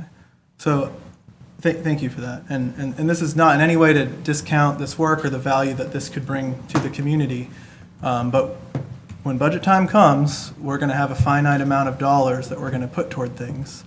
And historically, we have gotten ourselves into this position by being woefully behind on a lot of things, including, a bit behind on pavement, but much more behind on stormwater with sinkholes developing, much more behind on fleet and facilities, much more behind on streetlights. There was a huge capital request for those. It's in danger of electrocuting our staff if we don't replace them, and we're not catching up. There's a huge outcry in our community, I think, for sidewalks. There's not as much of a maintenance cost yet for most of those, but there's gaps everywhere that people want to see filled. There's streets that don't have sidewalks that people want them on. And so I do think when we're balancing all of those priorities and we have limited dollars, even if we narrow our focus to just capital projects within TPW, I'm not personally convinced that pavement is the most important thing to upgrade when we have those other needs. It might be more visible to more of our constituents all the time, but I think we can also make the case that they will notice if the road collapses underneath that pavement somewhere else. They will notice if a bridge collapses. They will notice if roads are flooding from stormwater not being maintained accurately. And then in addition to the capital projects requests, there's probably more investment we could do, and after this salary study, we'll get it, but between now and the salary study, we could always add an extra % in raises or pay down more of the healthcare costs of staff, and maybe that would help us fill in these chronic vacancies so that this department would be able to maybe even keep up better with their existing budget. So, I just hope that we will think about all those things in conjunction with pavement and not necessarily let this take, $2 or $4 or $6 million extra dollars when there's only going to be so many to go around. And obviously, those are the things that you'll have to balance in the coming months. As Blaine indicated to Carol, you'll be getting a full array of those capital needs, and I know we'll be talking about those human needs as well. So, Ronnie, thank you very much. Thank you. Appreciate it. Thank you all. Thanks so much. And we're going to be sticking with DPW for the next component, which is a discussion of our very first local road safety plan. We've done elements of this in the past, but this is a more comprehensive approach to road safety. So you'll be hearing about that in a moment.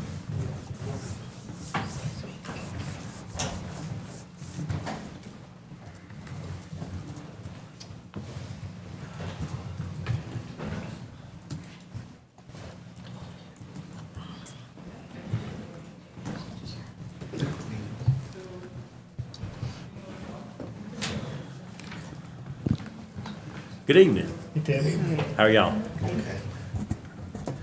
Thank you for allowing us to present this tonight. One thing, well, he's not here. One thing I wanted to mention is I am honored that Ronnie Katree would be with us tonight on his birthday. Oh, happy birthday. So when he comes back. Okay. Happy 21. Right. Let's see, Daniel, how do I advance these? There we go. Okay, thank you, sir. Local road safety plan is what I'm here tonight to speak with you on. It's not just going to be Tim Griffith speaking to you. Daniel Sizemore, who had a ton to do with this presentation, is going to take over about halfway and finish us up.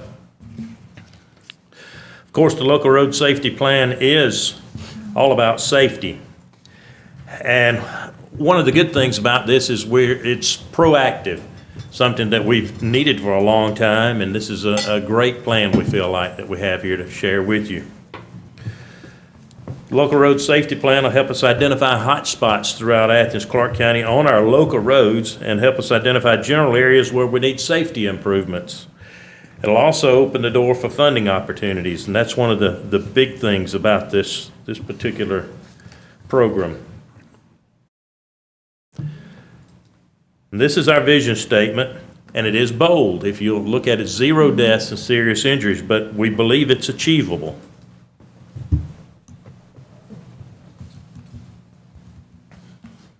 It's tailored to local issues and needs. It's not for our GDOT roadways, not for the state roadways, for our Athens-Clarke County's roads. The process results in a prioritized list of issues, actions, and improvements we can use to reduce fatalities and serious injuries on our local roadways.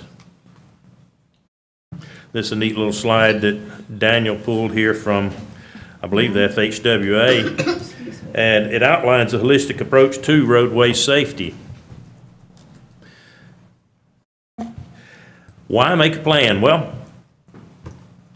the agencies that have implemented local road safety plans through the recent years have seen a measurable reduction in serious and fatal crashes, and that's what we desire to achieve with this program.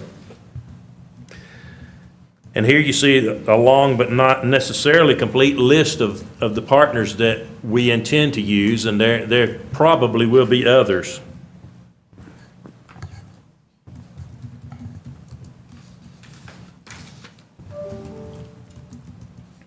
We've been working on this for quite some time, as you see here on the timeline.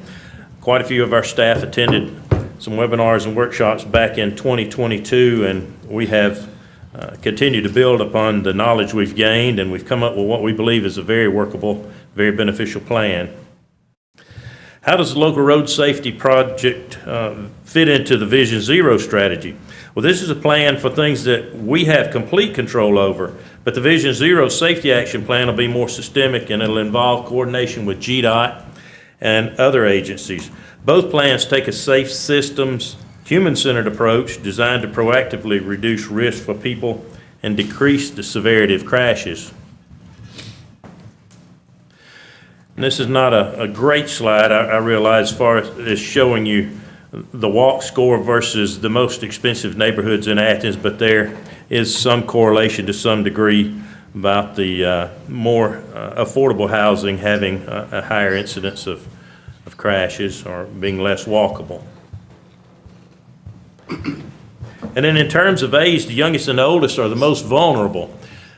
I don't know about you all, but the older I get, the less able I am to be nimble, right, and run and try to, well, that's one thing we don't like to do when we're in the highway working is have to run from someone.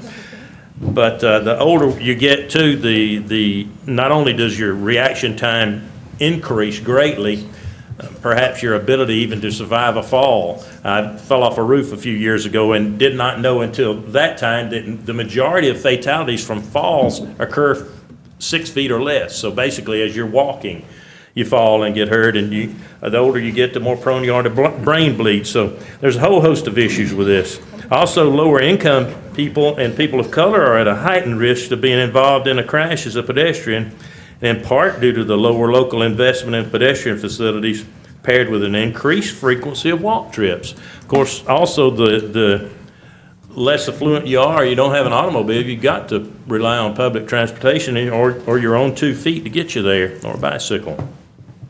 Safety in design is not just how we design our roads, but it's also the land uses around our roads, our policies and abilities for those with mobility impairments to access the resources they need.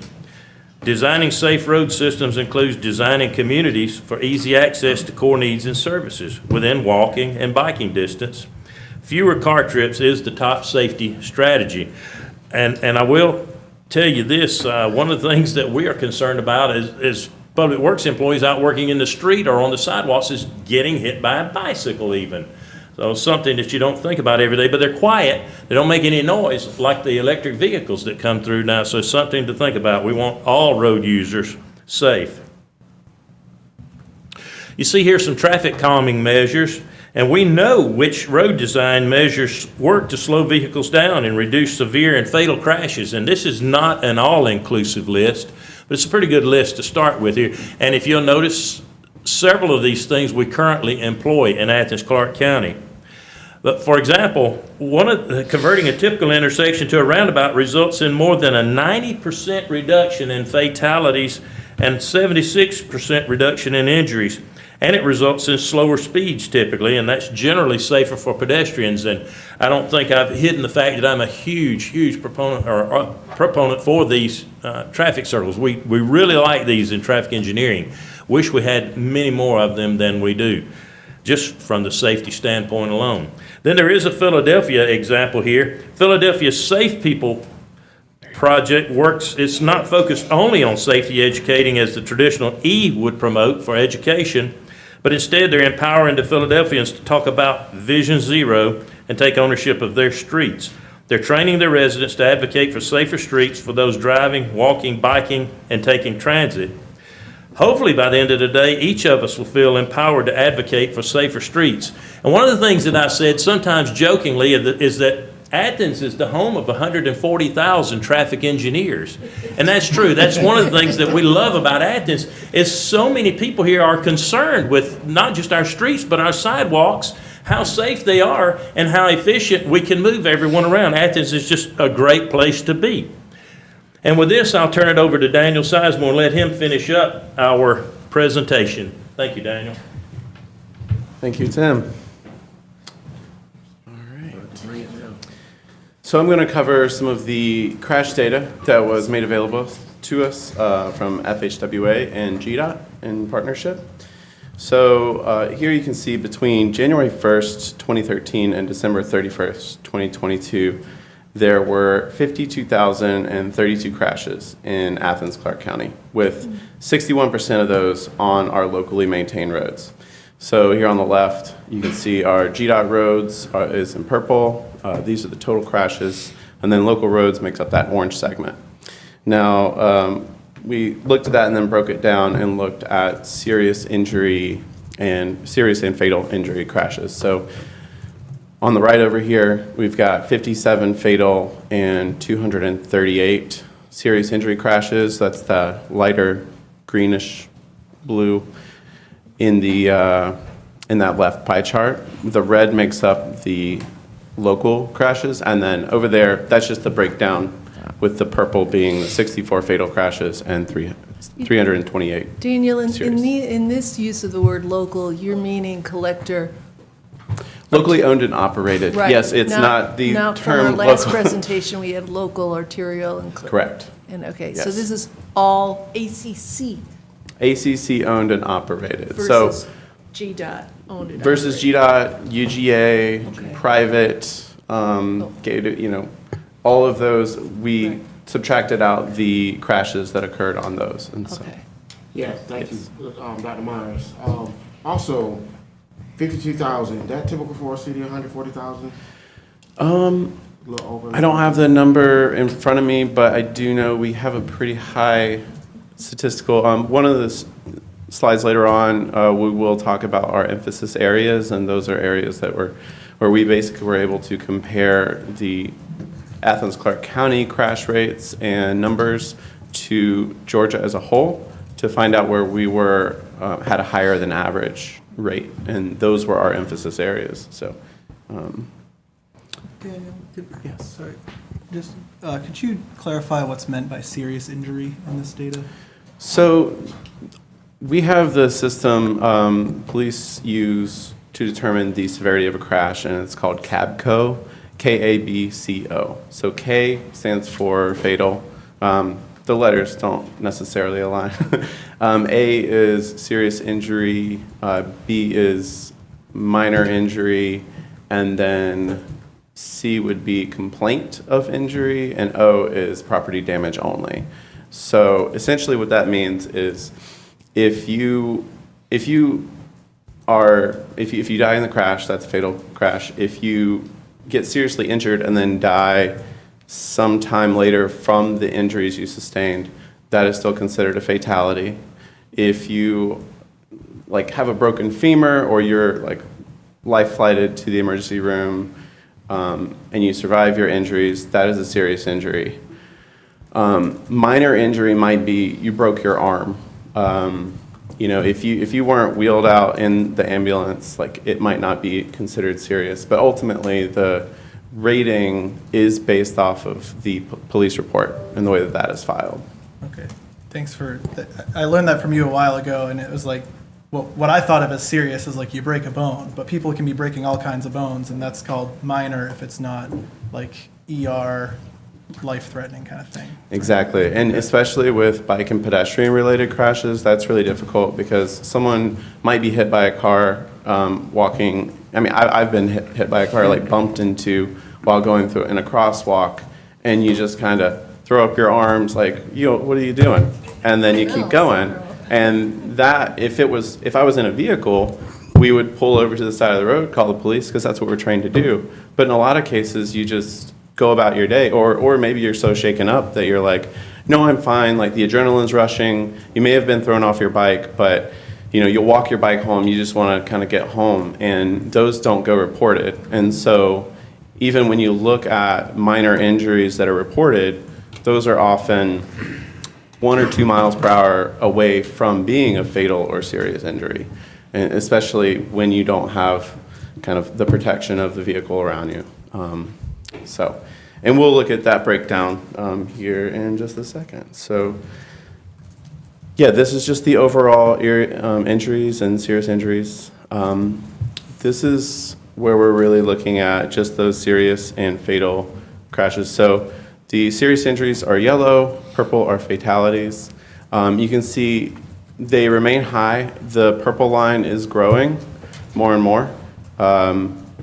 We don't have 2023 data on here yet, but we know that last year we had 20 fatalities, so that's almost as high as we had in 2021. So we're going to see a big increase in this next year's data once GDOT finishes processing that.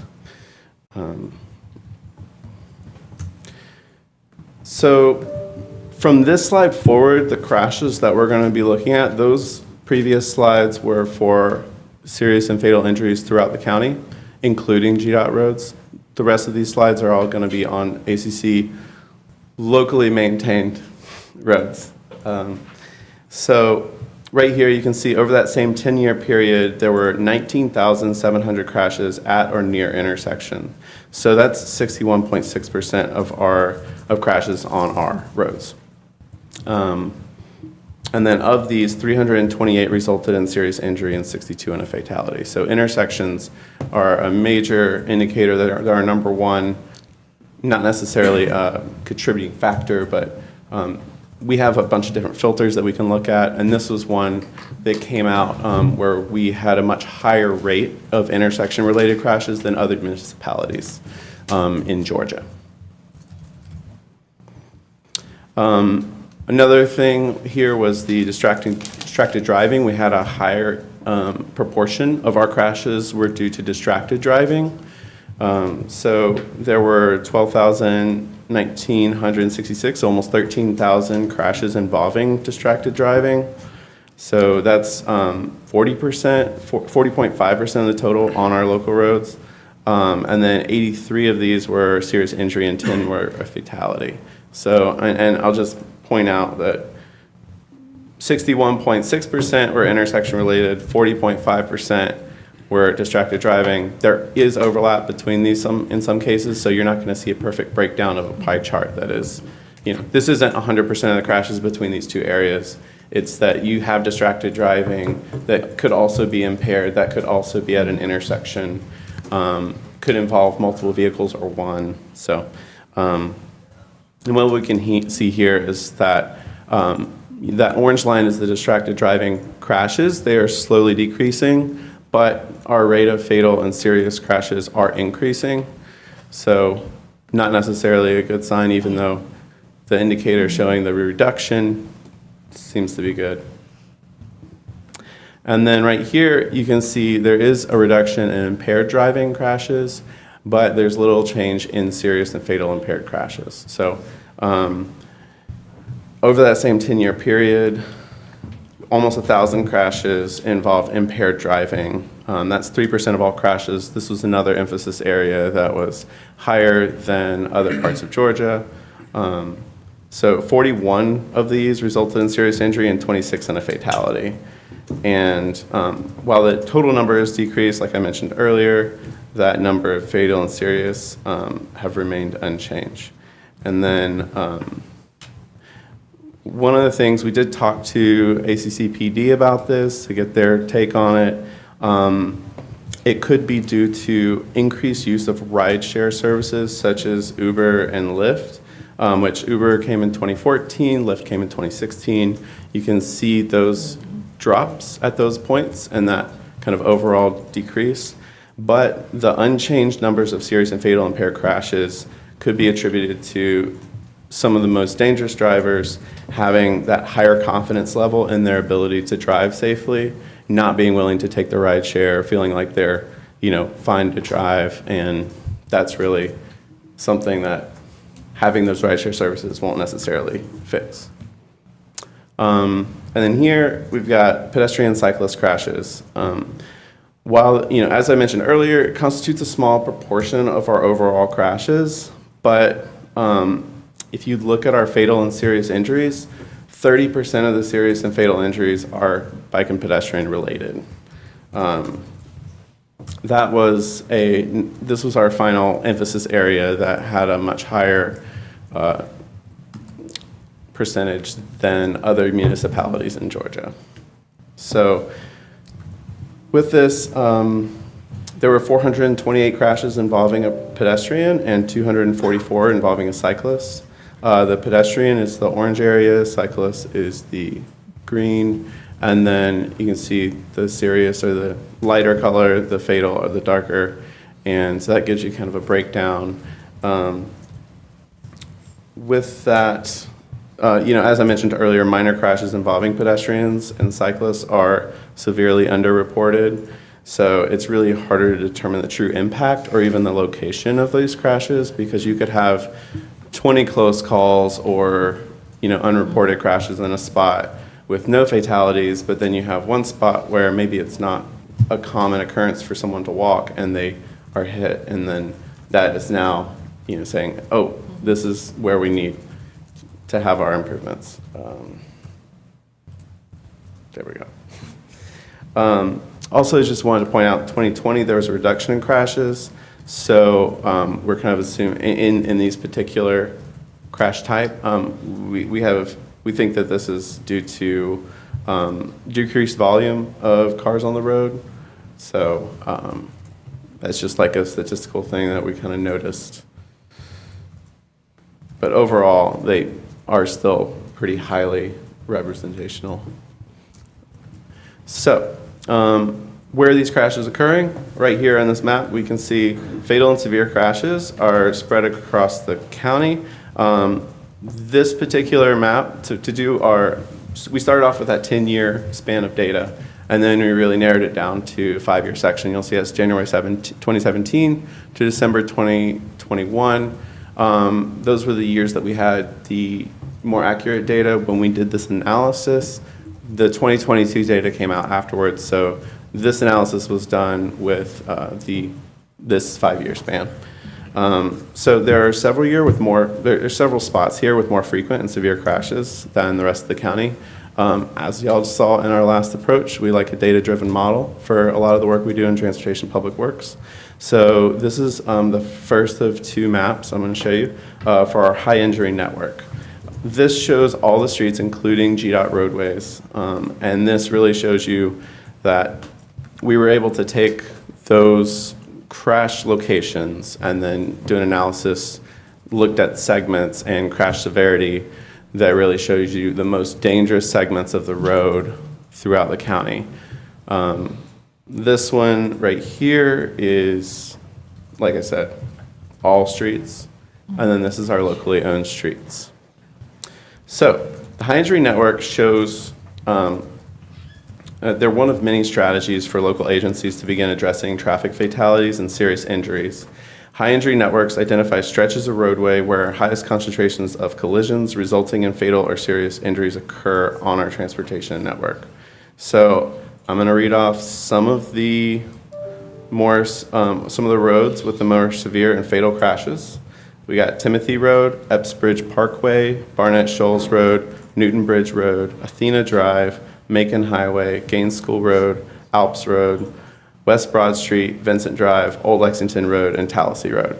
That's some of them.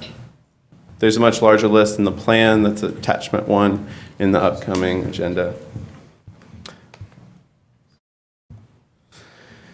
So we took the high injury network, and we set out some overarching goals. So right here, these goals are based off of the Vision Zero resolution that this body passed in 2022.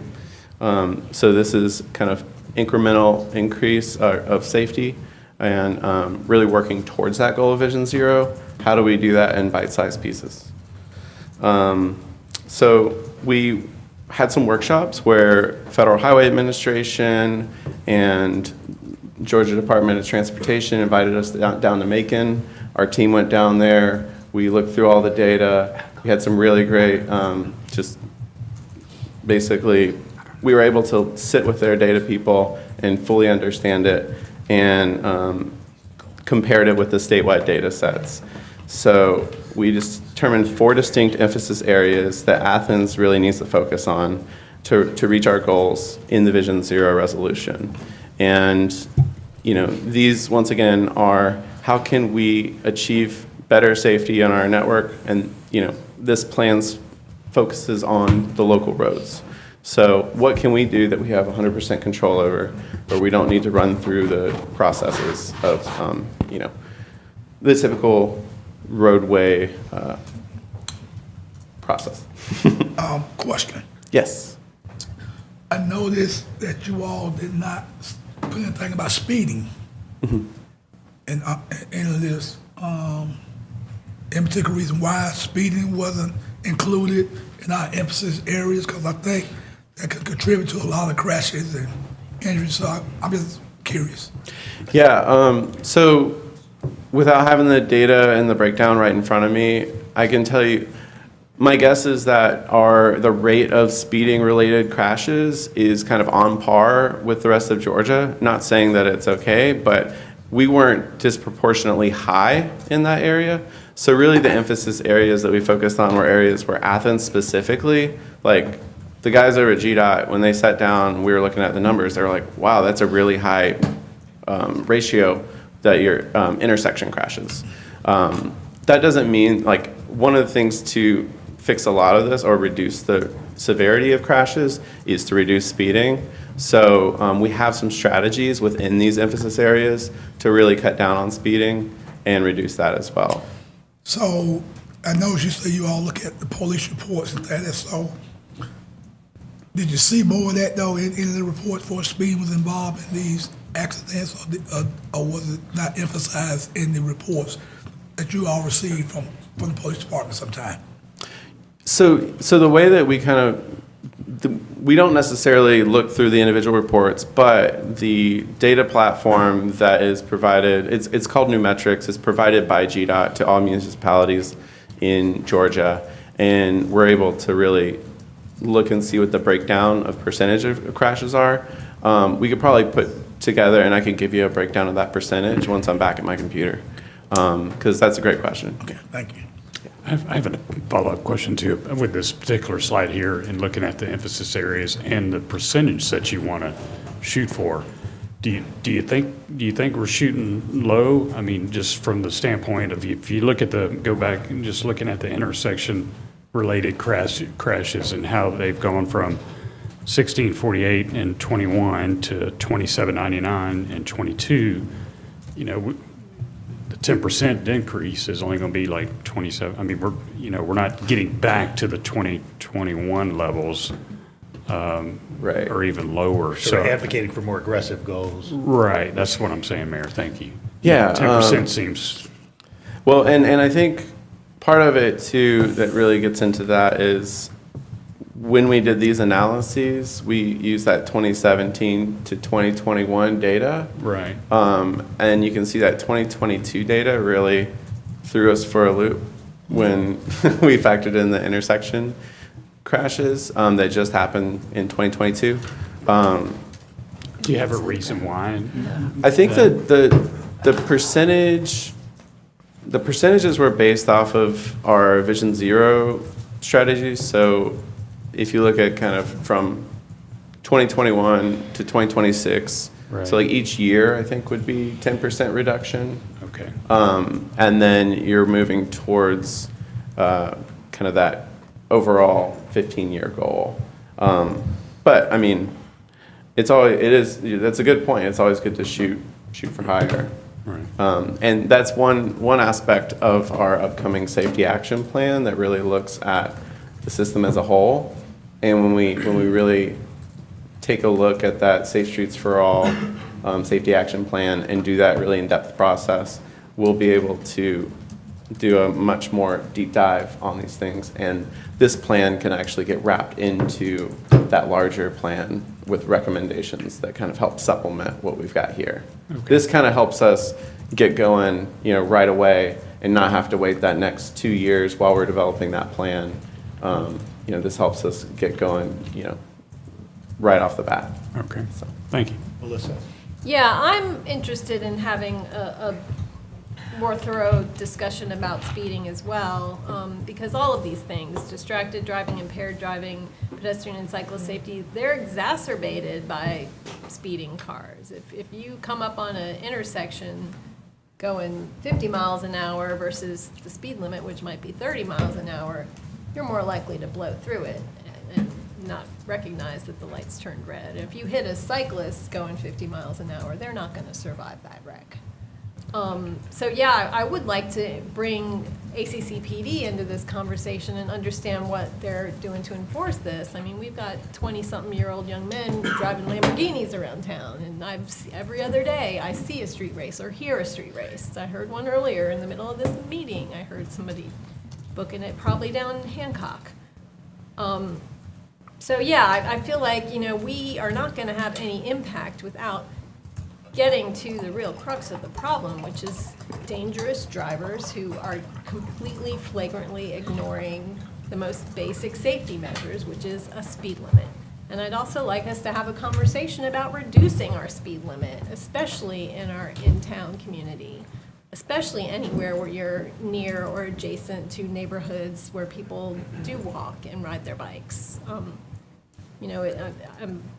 confounded as to why MLK has the speed limit that it does, or, even sections of Prince Avenue and Barber Street. A lot of communities are getting to a point where they're just bringing the speed limit down to 25 or below throughout their urban core. I'd like to see us bring it down to 15 on our side streets in our neighborhoods. Just do whatever we can to remind people that safe driving depends on going a safe speed. You're more likely to be able to stop and avoid a crash if you're going on a lower speed. Yeah, and we definitely have some speed-related strategies within the emphasis areas.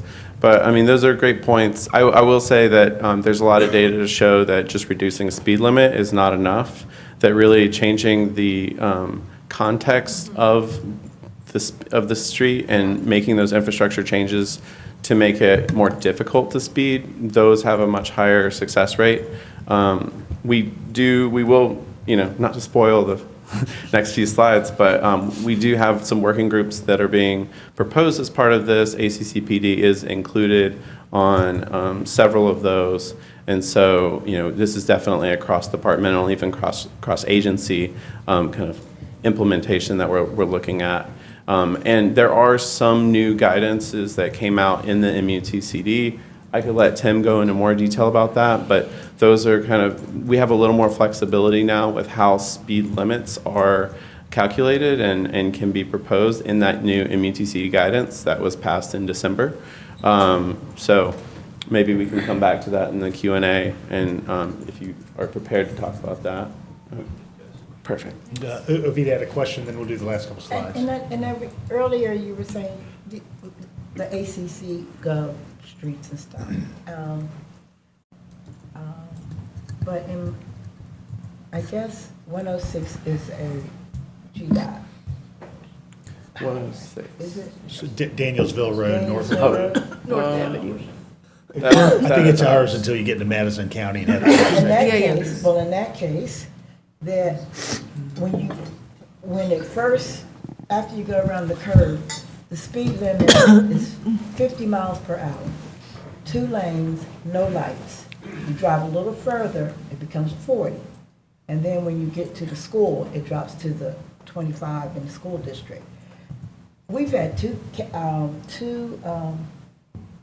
accidents, and we had 3. I mean, we had 2, and both had fatality. So are we even, do y'all even know that is out there on that end of town? It's right. Yeah, But so I'm just right here. asking as far as Okay. what we're planning in the future. Okay. Because I can't even understand why a 2-laner would be 50 miles per hour. I guess that's my point. Yeah, and that's something that basically those speed limits are evaluated. You could probably speak better to the speed conversations if you want. If you want to finish, we'll come back. Yeah, we'll finish up the presentation and then come back to it, because I think those are good things. I don't want to misspeak. Tim was really the expert on that conversation. Okay, So, that'd be fine. thank you.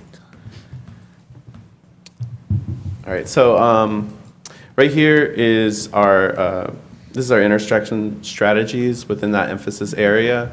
So these are some of the strategies that we plan on implementing to help work towards those reductions.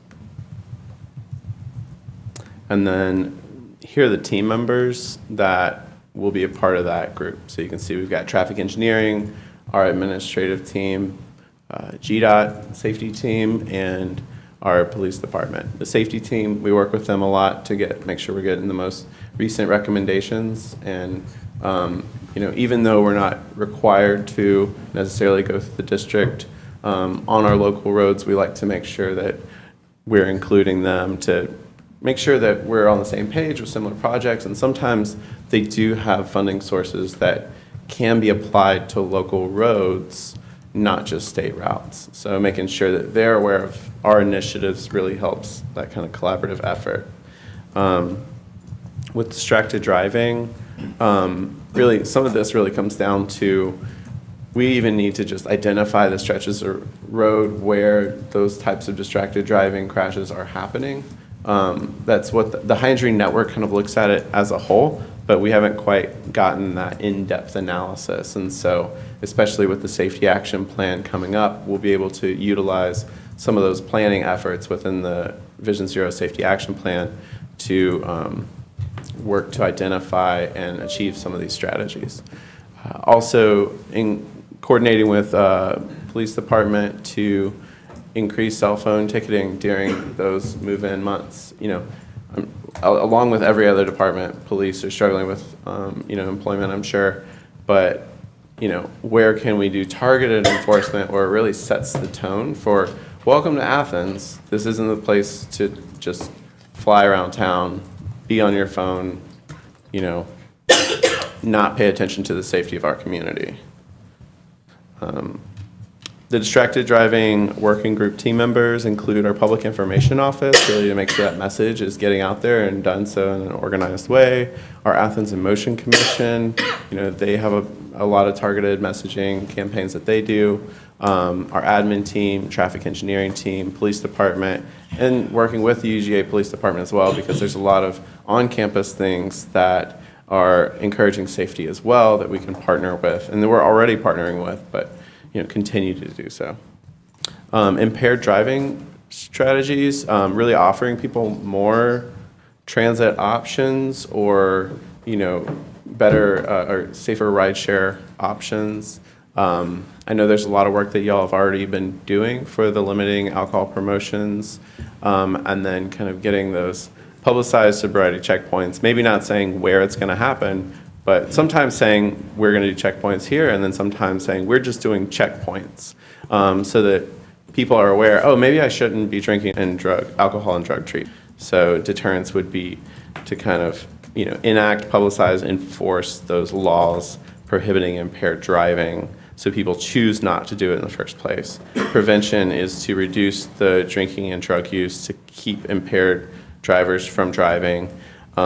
Really with the communications and outreach, it's to inform the public of the dangers of impaired driving and to establish positive social norms that make it more unacceptable to drive while impaired. And then alcohol and drug treatment to really reduce the alcohol and drug dependency of addiction among our drivers and community as a whole. The impaired working group members here, we've got the TPW admin, Mothers Against Drunk Driving, Police Department, GDOT Safety Team, Transit, Athens in Motion, and the UGA Fontaine Center as like some groups that we want to bring to the table. And these lists of working group members can expand, change, like these can be pivoted. These are going to be things that we're probably hoping to do quarterly to really make sure that we're all coming to the table and working towards these goals. The last one here is the pedestrian and bicyclist strategies. So there's some things we can do in the urban core to really change policy and the way that our lights are timed and how much lighting there is and making people more visible. Making sure all of our crosswalks are high visibility and are following our upcoming crosswalk policy. There's that first and last mile connectivity for transit stops for not only pedestrians but also bicycles. And then reducing illegal parking and stopping in bike lanes, whether it's delivery trucks or just someone popping in and out to pick up an order for a restaurant or someone unloading their car near a business, even if you're stopped there for 10 seconds, if that 10 seconds coincides with someone on a bicycle or on a sidewalk, and they have to go out into the road to get around that stopped vehicle, now that's a potential crash that could have been avoided by not having those lanes blocked in the first place. And then reducing the speeding with some automated or increased enforcement in those school zones. Mayor, I have just a real quick question, comment about this one here in particular. So in one, I'm just looking, I guess I'm looking at this, Daniel, as some of the stuff we're doing already within the plan, like the distracted driving. I mean, I've seen the police officers on Millage Avenue during the beginning of the school season, just left and right, giving distracted driving citations. But and I guess I'm getting somewhere here, but the no right on red at all downtown core, I've read a little bit about this and just how successful it is in helping with pedestrian and fatalities. I mean, why just the downtown core? Why not all of Athens? And why, if we know it works, why wait for a plan to go ahead and do it? Why don't we just go ahead and do it? Right. So one of the things is our limited staffing ability. I think 2 or 4 staff for signals. Well, 4 signal techs. 4 signal. So we have 4 signal techs for all of Athens, and so we want to make sure that we're creating a plan where we can kind of implement this in a way that's sustainable for our department to continue and keep that up. I think the downtown core is highlighted here because that is our highest pedestrian zone. Right. We're able to kind of look at the volumes of pedestrians on our sidewalk network with some of the data subscription that we got a couple years ago. And with that, we identified kind of those high traffic pedestrian areas. So this allows us to, we have national statistics on how kind of positive these are, the chance of it working properly. We've got good national statistics on that. But we want to make sure that before we go and just like blanket change everything, that we allow the community to also adapt to those changes. Because a lot of times when you make like one big change, even just in one location, people have a hard time accepting that. So finding a way to implement this in a staged approach, and this is just kind of our initial strategies. There's further expanded strategies that we could continue. I guess I was just looking at maybe a bit differently, that if you do it all at once everywhere, then everybody knows all at once everywhere that there's no right turn on reds, and speaking about certainly the manpower in your office or the personnel in your office. I mean, that's something for us to maybe some contracting out of something might work, or adding additional funds in this year's budget. I guess I'm just trying to figure out a way to get some of this stuff done sooner rather than later. Yeah, I mean, we're excited to hear you coming up with ways to make it faster. Yeah, that to me seems like an easy thing. I mean, certainly a downtown development authority could help the downtown core district expenses, whatever that may be. But from that standpoint, so all right. Daniel, as long as you're on this slide, just identify a phenomenon that I've experienced a lot is not just delivering vehicles in bike lanes, but on pedestrian rights of way as well, sidewalks and paths. Yes. Yeah, no, we can update that to say bike lanes and sidewalks. Yeah, that needs to be, especially on Millage. It's a very common occurrence, and especially the more, as those kind of delivery, within a day or two happens more and more, we're seeing, in a rush to get more packages out for them to keep up with their quotas. And, if you have the approved area, but it's going to be an extra minute to get out of your vehicle and get from that space to the house, like that's time for the delivery driver. And so we're starting to see a lot more unsafe behavior of delivery drivers just to try to keep up with the demand that is being placed on them, to keep up with the number of packages and stuff that they're delivering. And I don't like where the trend is going relating to that. One of the first fatalities, the first fatality this year was actually involved an Amazon delivery driver. And I can't speak to that crash specifically, but that was, an involved vehicle. The working group for this one would be traffic engineering, transportation admin, GDOT safety team, landscape management, transit, Athens and Motion Commission, and Bike Athens as well. Just one more question Yes. on your group team members, and this may be something for the mayor and manager to think about. As Tim Griffith said, we have 140,000 traffic engineers in our community, and this seems to me might be a good opportunity to involve some citizens on some of these group team member group things. I don't know how that would work, but certainly something to think about. Ovita? Did I overlook, when we were talking about traffic managing maybe 2 years ago, and it was pretty much the area downtown when we kind of made some shifts and things.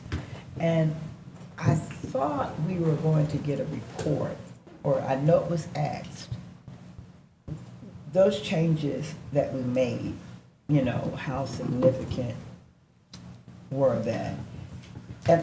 Did I miss that report or that follow-up? About lane modifications?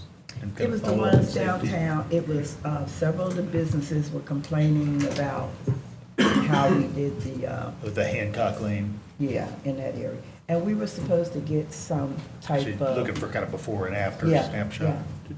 Do we have that? I'm not We'll have to run aware. that down. Okay.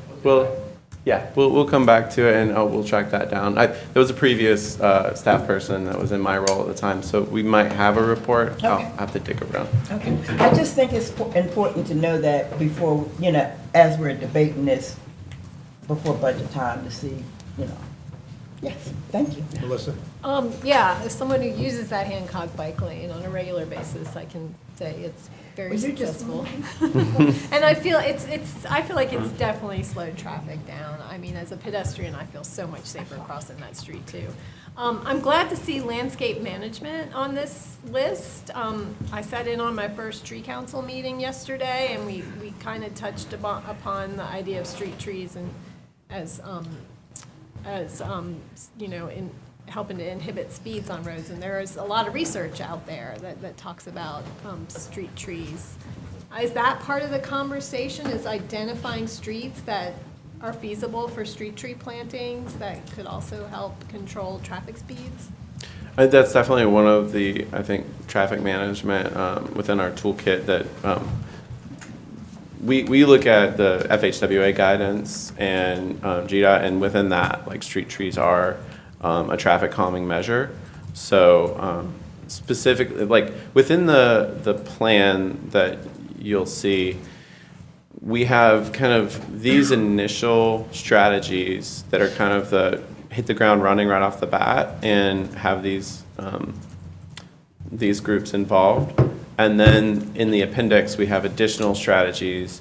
And in addition to that, once we really get these working teams going, we'll be able to brainstorm even more and come up with more strategies. So we see this as kind of a living document that we'll be able to continually kind of assess, like implement, assess, reevaluate, and see which of these things are working, which ones not. Like, is there new research that we can follow up with? And ultimately, what this does is it gives us an accepted document, from this body to say, like, this is a priority, and it opens us up for additional funding opportunities, at the state level even, to start applying for implementation dollars. Because as you guys are aware, there's only so much money to go around, and I'm sure you hear, every month another round of stuff where it's like, oh, how are we going to pay for all this? So one of those solutions that we have is additional grant funding, which we've been applying for a lot.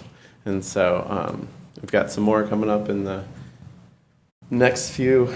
Daniel, how many more slides do we have? I think this is just our next steps is to have the local road safety plan brought before this body at March vote, and then we're going to implement those emphasis area working groups and start identifying funding for strategy implementation. And then we've already started the action plan development, working with the consultant to really keep everything moving. So now we've got our questions. Anything else? Yeah, I got one more. Do we ever think about demographics for us? Who's causing the wrecks? Or is it older population? Is it middle population? Is it young people? Has that ever been considered and part of our what we're looking at? Cause what I'm thinking, my mindset is sometimes when you do safety campaigns, and put that information out and just talk about demographics.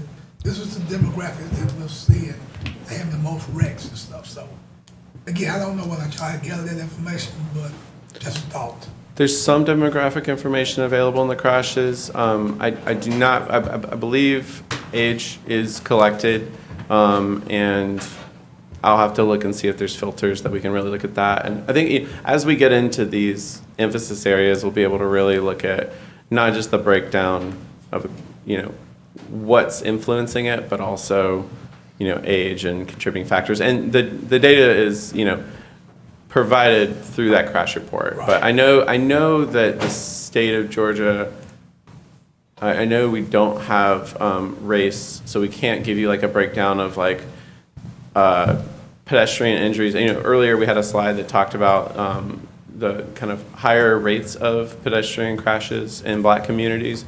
We can't actually provide a number for the rates because we don't have demographic. I think I'd rather look at the age though. Okay, yeah. I think age is something that is available. Age thing would be, take a look at for that. me would be interesting. Yeah, thanks. Jesse? Thanks, Mayor. Real quick, this is great. Thank you very much. I'm really excited about the 4 emphasis areas and the strategies y'all have. I'm particularly interested in the ones related to impaired driving. We got a report recently from our police department about the increase in impaired driving incidents. And there might be all kinds of reasons for that, including football or whatever, but at the end of the day, we don't want to see that happening. So that one's especially of interest to me.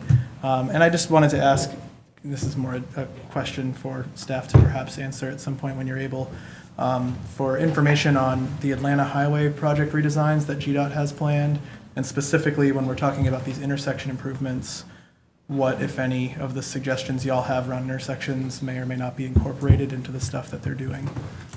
So don't need to get into that now, but if I could just get an email later, that'd be great. All I know is that with those types of plans, typically they're approved years ago.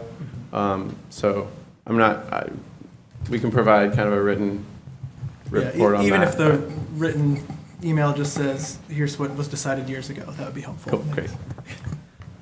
Carol, Avita? Yeah, Daniel, down the line, when we're getting to budget, I would like to know, you had the data here for the local roads that are not in, well, I guess it's all local roads, but this would be, we have our residential traffic management program, right? And we're gonna be evaluating whether or not where to put money in that. And then this is a lot more of those areas like North Avenue and other places where they're not in those residential areas. And so when it gets to that, I'd like to just have the data about the actual safety crashes and such so we can think about things down the line. Yeah, not for now. Absolutely. Yeah. And I guess Commissioner Myers kind of tapped my thought. Right next to each other. All right, next to each other. But we don't think a lot all the time. I would like whatever data you can give me about the Danielsville highway. I really thought that was a GDOT road. I didn't know it was ours. And I'm concerned about the speed limit. And I would like, I know you're going to come back next month, I guess, to bring an ask or whatever. But if I could get that information before next month, that would be helpful. I would like to also get the information or follow up if there was anything that was followed up about the Hancock area. We were supposed to get a report. If you can get that before then. And I also want to address Commissioner Link about the tree canopies. NLRC, I believe it's LRC, it sounds good, but there were some downsides about tree canopies as far as traffic calming is concerned. So I know we like to think that, but if you could share with us, what are some of the downsides of tree canopy as far as traffic calming is concerned? And you don't have to do it now, you can just send me. Yeah, these are all, and you guys are pretty aware that we bring a lot of different things to you, like the residential traffic management plan. That's actually, the street trees is a conversation we're also having with landscape and our streets and drainage team. And, you know, we're exploring what are the pros and cons of all of these, and some of those, the way that's, you know, like for instance, if there's higher maintenance, then that means we need to be asking for the maintenance if we're also doing the increased street trees. But all of that, yeah, that really gets wrapped into these plans, and that's why it's such a living document, is because there's a lot of moving parts, and we're wanting to find ways to systemically address safety from all these different approaches and not just one single approach. So. Well, those are my 3 questions. Thank you. Well, Daniel, Tim, I really appreciate it. I've learned an enormous amount from you over the years. I think from Tim in many, many gatherings, some around arteries and some around neighborhood streets. You know, the thing that continues to resonate with me is that, you know, enforcement is important, education is important, but really how we build the road, you know, is the cornerstone for a safe place. Yeah. Thanks for everything you do. Thank you. And happy birthday. Happy birthday, Ronnie. All right, we have one gathering left as the daylight has gone away, and that is the updated site selection criteria for fire station number 5.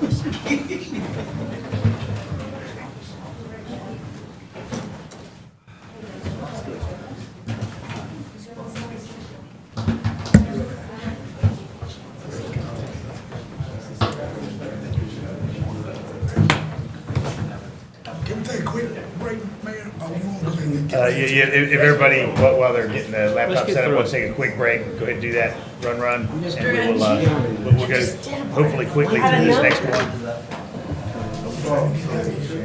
Did you agree on that? We'll find out here in just a second. Yay. What's the time frame? They think they might have the first class by 20. I was ready to call Dan, but here I am now. Classes maybe started at 40, went to 60, they're wanting 120.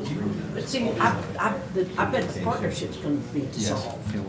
See, they're not gonna wanna be partners with us. You won't be a med student in the partnership anymore. It'll just be, you get accepted. It's called life science. The health science campus, that's where it's gonna be. So the people who are starting rumors that they're gonna be in med school, out by the vet school. Yes. Yeah, I think all of them. Prospect 2. Oh.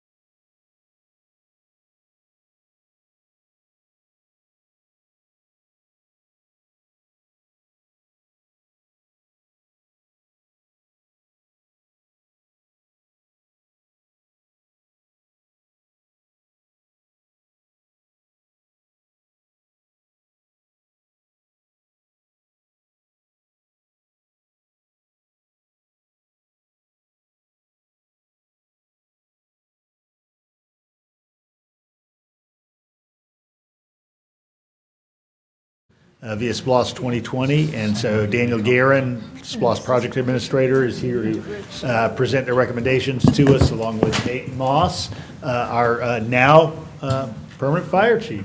Good to see you both. Congratulations.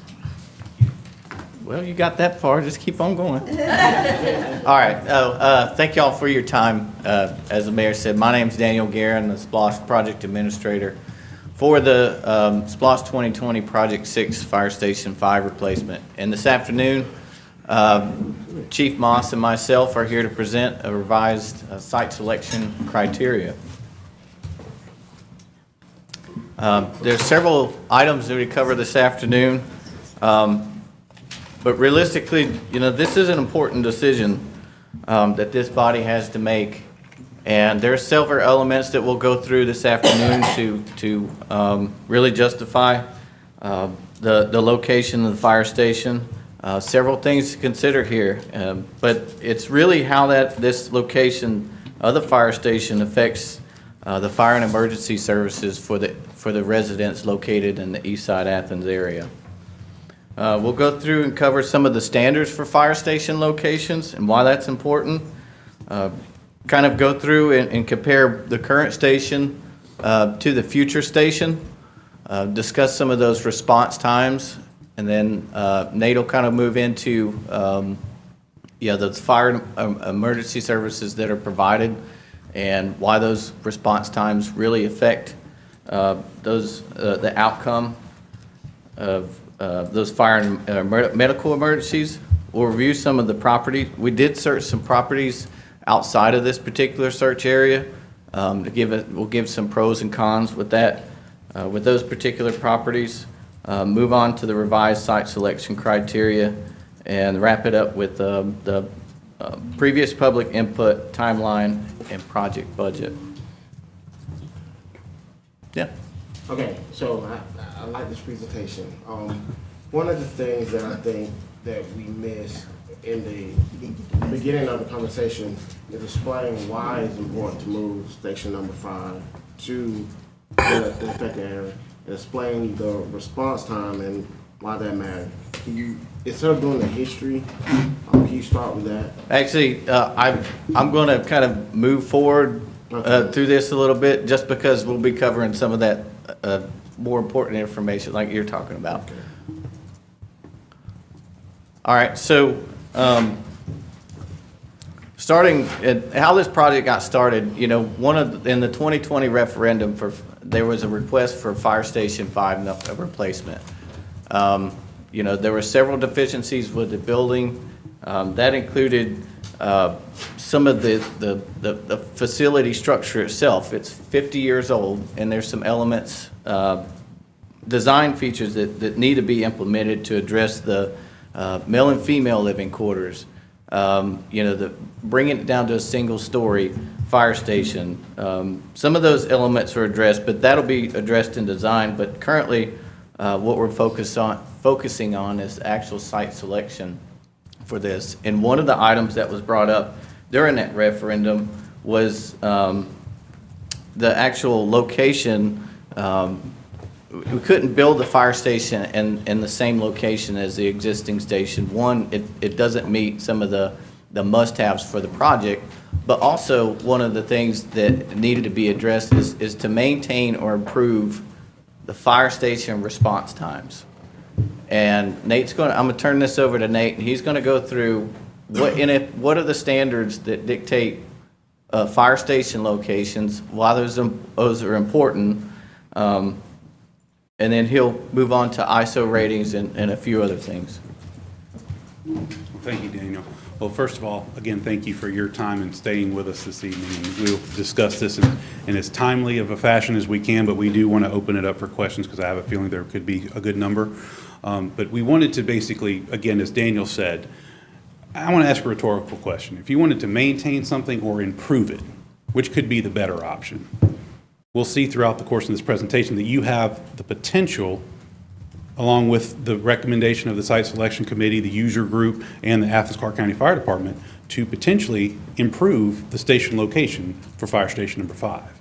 And we'll see that it's based on some standards that are internationally accepted standards for fire response. The National Fire Protection Association is an international organization. We'll call it NFPA just for abbreviated purposes, but this establishes the standards for fire and emergency services. So not only fire, but also some EMS response. Those standards we adopt as a fire department for the safety of our personnel, the ability of our folks to fight fire, the protective equipment we wear, the trucks that we drive, all of those are based on NFPA standards. Well, NFPA 1710 is related to the fire department response to emergencies in their community.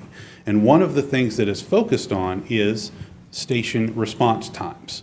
And that, as you can see, in 4.1.2.1, the fire department shall establish the performance objectives for the first due response zones that are identified by us, the authority having jurisdiction. Well, the fire department can play a large role in our response, how quickly we respond to an emergency once we know that there's an emergency to respond to. However, the one thing that we cannot control is the location of our stations and therefore the response times to the emergency. So that's where we're relying on the NFPA standards, which are done basically with thorough scientific research as well as the consultation of industry experts to make recommendations for response times. Now, I know they don't live in Athens-Clarke County, but they don't have to. They have these standards in which they have demonstrated through years of trial and error what could work for communities similar to ours. And as the governing body here, we have, again, a wonderful opportunity to make a 50-year decision that will benefit the residents of the entire county, but especially those in the southeast corner of the county. So what we'll show throughout this presentation is how, in historical comparisons, we've done this already with our existing stations and how we have a continued opportunity with station number 5. So another thing that kind of is an always important factor in fire service response in a community is the ISO rating. Well, we know ISO is something that we're very proud of, our 1 rating. And I know this has been discussed many times amongst this body, so I won't rehash the history. But I do want to point out that response times equate to about 10% of that rating. Now, we can control, again, our ability to properly buy apparatus, try to make sure that they're properly staffed. We have an adequate supply of water throughout the county. We know that we can put water on a fire. But one thing that we can change to make improvements on, because we're barely clinging to that ISO 1 rating, is the response times based on our station location. So again, we see this as an opportunity. We know it's a challenge, but it is an opportunity for us to make a decision now that could benefit us moving forward. It's important to note that the ISO doesn't tell us where to put a station. They will never do that, but they will see that where we put a station is comparable to the NFPA 1710 standards. So they'll make sure we're following along the guidelines that's recommended for us, and those guidelines are described, as in previous presentations and in this one, based on the number of minutes it takes to travel and respond to emergencies. At this point, I'll turn it back over to Daniel. All right, so now you take a look at the current fire station coverage map. As you can see here, approximately 50% or more overlaps with Station 7. And within that overlap between Station 5 and 7, there's about 21,000 residents that live within that particular area. That's 80% of everybody that's covered within that Station 5 area. So ideally what we want to do is to expand that coverage to those that are outside of that station, outside of Station 5 in that southeast area, create a better coverage area, but also be able to utilize better those resources of Station 5 rather than that continuous overlap. Because those individuals within Station 7, within that overlap, they do get the same level of care. So ideally what we want to do is everyone that's outside of that coverage area, we want to provide them with everybody with an equal level of fire and emergency services. So what does this look like? I know we brought this before earlier, but as you see in that small blue circle there in the center, that's the center point of that is the intersection at Old Morton Road, or Old Lexington Road and Morton Road, and that search area is where we're proposing to be able to look for that fire station. Some of the benefits to that, by locating it in this particular area, it would maintain or improve the response times. One of the objectives that we were trying to accomplish in that 2020 referendum. Expectation to retain that ISO rating of 1. Again, as Nate said earlier, that was one thing that we have as a body to be able to control and improve. I will note that keeping that higher ISO rating of 1, it maintains lower insurance premiums, not just for the people that live there, but everybody in the county.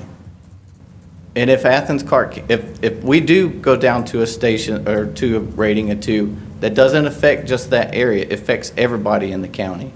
So I think that's an important thing to point out. Additionally, by moving this, it does cover 800 additional residents that weren't previously covered by Station 5. Improving quality of life by better distribution of services, and then also efficient use of fire and emergency service from Athens-Clarke County. And here I provided some response times between the current station, and I used as a reference point the center of Old Lexington and Morton Road to get the figures. I'm sorry if you can't see, but and the travel time, but I did bold the ones that were the prevailing response time. If not, it's going to be the lower of the two. And as you can see, I'm sorry if you can't see the bold part of it, but 7 of the 8 locations that we had picked out in this particular area meet or exceed that response time. The only one that doesn't is the location at 8, which is located in the north part of that area at Weatherly Woods Drive. Now, I do want to point out with that particular one, Station 7 would respond in the same amount of time as the current station.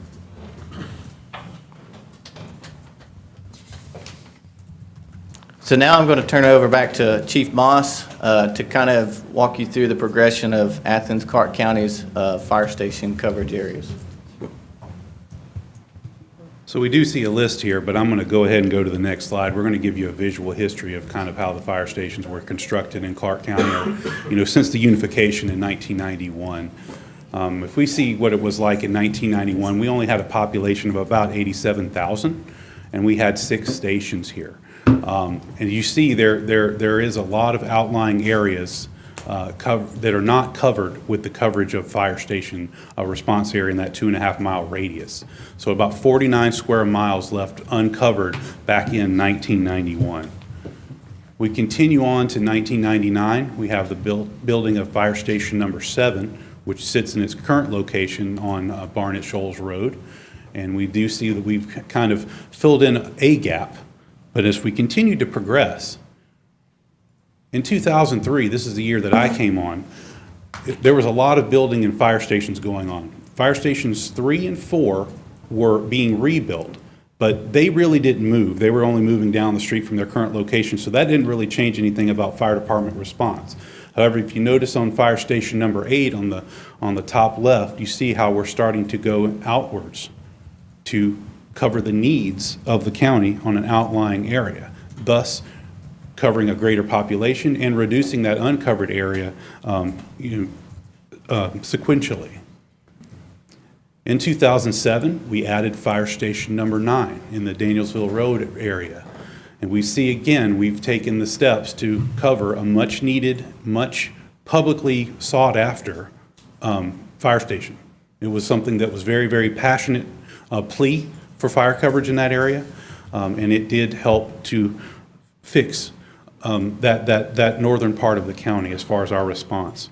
And again, the population we see is steadily increasing, and we know that not all of the population can reside in the center area of the county. It's going to eventually have to go out to some degree or another, and it has historically done so. We move over now to 2021. We had to rebuild Fire Station 2. Well, again, we saw an opportunity there to cover the western edge of the county near the Bogart area. So as Station 2 moved out, it reduced the area of uncovered to 27 square miles. And we're serving a population of about 127,000 at that time. And then now we see our opportunity here with the site selection recommendation of proposed Fire Station number 5, how it's filling in that gap with our increased population of 128,000 plus, and we're only going to have about 20 square miles outlying area not covered in a 2.5 mile radius of a fire station. Now, it's been brought up and it's been asked, well, how come you don't go based on population density?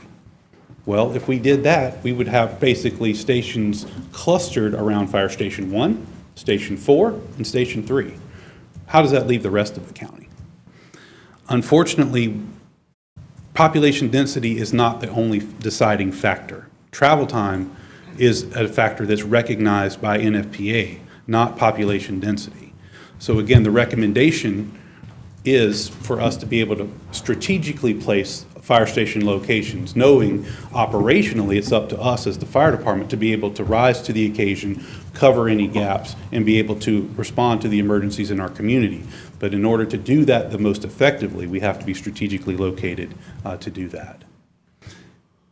Some of the services that we provide are obviously pretty well known. We do respond to all manners of emergencies. Fires are increasingly getting more difficult to fight. They're burning hotter and faster than ever before due to synthetic materials of furniture. Also, quite frankly, cheaper building construction methods. Things burn faster, they collapse faster. That gives us less time to respond to an emergency to where we can actually make a viable rescue. So we see what is demonstrated here, a flashover event, which basically would involve every surface of a room being fully engulfed in flame. That happens much quicker today than it ever did before. If it gets to that point, there's nothing we can do to save a life. If it gets to that point, there's nothing we can do to really protect property, which is our goal, to protect life and property. Well, we also know that 60% of our calls are emergency medical calls. And that's not going to be something that's going to be unique to Fire Station 5's response. It's going to be, countywide. We do, majority of our calls are emergency medical calls. We know that the survivability of somebody that suffers a cardiac arrest, it incrementally will decrease if someone's not there to perform viable CPR, good, effective CPR. So that reduces someone's chance of survivability. Yes, ma'am. Do you know how often the fire department gets to a medical emergency, like what percentage before the national EMS? Just to It would be something we could probably pull that data up to some degree. Yes, ma'am. I could probably get you more exact numbers. I'd hate to venture a guess because it really is kind of based on the strategic location of our stations, Right. to be honest with you. And since we have 9 stations and we will continue to have 9 stations that we will respond to, we're going to be more strategically located than the national EMS stations. Right. I just think that's, for the public to know, just to make their decisions Sure. too, that how often you are the Right. first responder on the scene. That would be a difficult statistic to produce, but not necessarily a completely impossible one. We do usually notate that in the narratives of our fire reports or our reporting. I will see if there's a way that maybe we can start capturing that a little better to make that something that we are required to keep to help with statistical purposes. But I could probably give a general figure if I can get back with you on that. And again, we offer all manner of services, but the ones that matter in a specific focused area as far as location of a fire station would be more related to the fire and emergency medical responses. The other responses listed here may be something that would be a prolonged event. We have to have a little bit of time in order to gather our resources and do, but emergency medical responses and structural firefighting is something we cannot sacrifice any time when it comes to, because time is of the essence. And some of the benefits that come from Fire Station 5's relocation is going to basically be to expand our service. We were going to be able to better cover that corner of the county, the southeast corner of the county that we are leaving kind of remotely, accessible at this point. But we have an opportunity to improve that. And I'll let Daniel speak to the rest of the statistics. He knows a little bit more about the percentages. All right. Another thing, as we said before, it would reduce, by relocating the station, will reduce the overlap between Station 7 and 5 and expanding or efficiently utilizing those fire and emergency services in that area. One thing we want to point out is there is an automatic aid agreement between Wolfskin and Winterville Volunteer Fire Department. Now that works to maintain, also maintain that ISO 1 rating. And then, and lastly, we are going to, I believe it's this year is when they are expected to do the next ISO evaluation. Is that correct? Potentially this year. Potentially.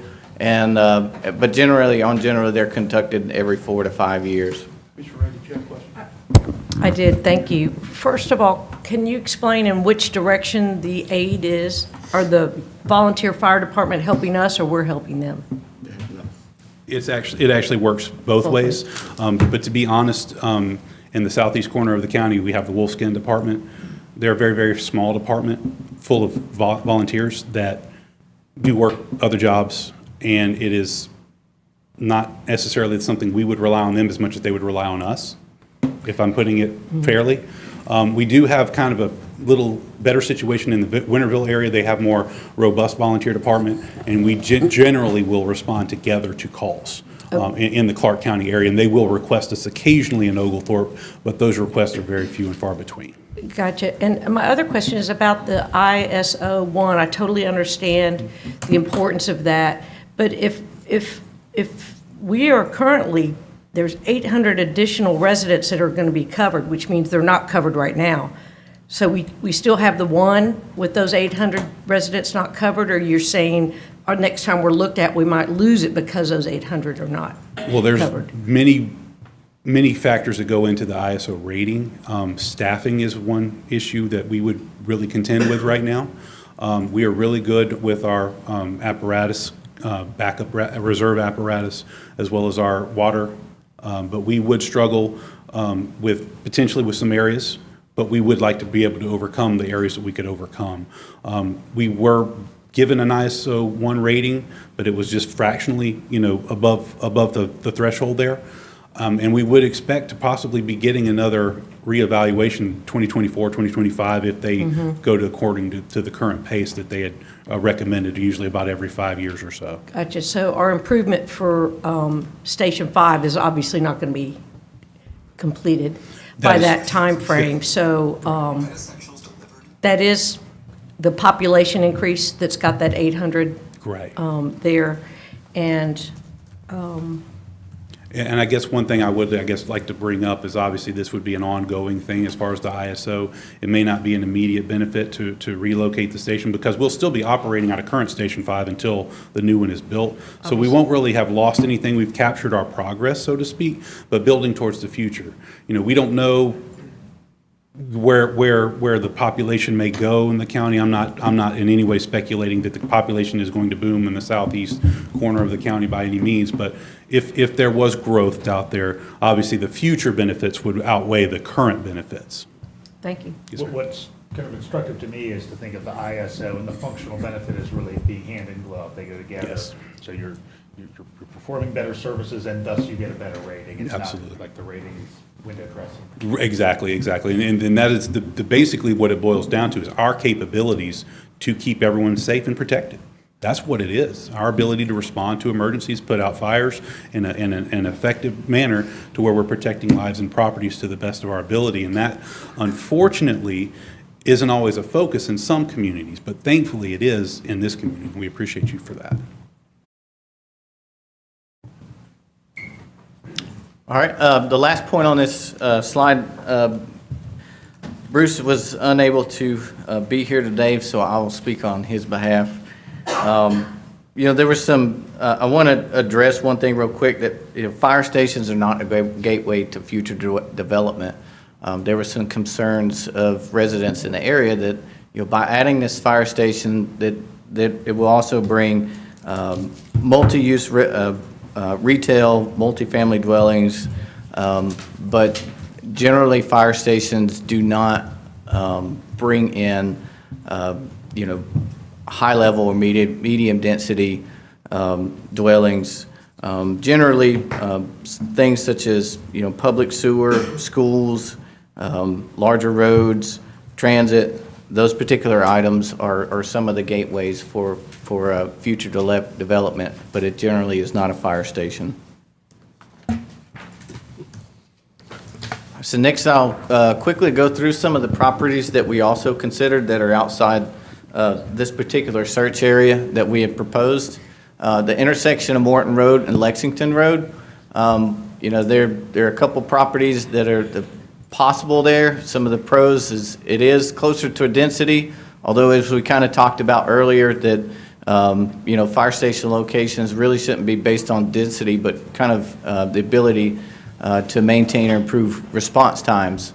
It is located on a major road, Lexington, potential ACC-owned land, which is at the landfill, but unfortunately I later found out that due to the landfill buffers, the construction of this facility is cannot be constructed at the landfill.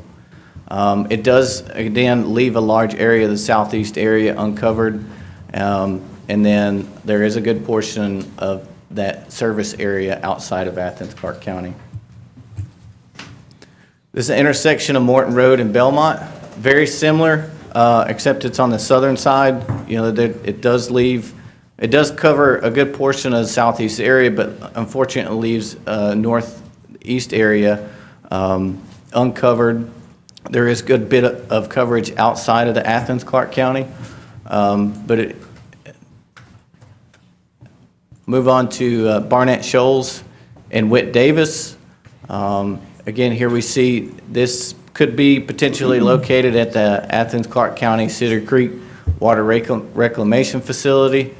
It is land that's owned by ACC and is located at arterial road intersection, but like we had seen before, it does leave a large coverage gap in the northeast corner of Lexington Road, and it does, again, have a significant overlap with Station 7.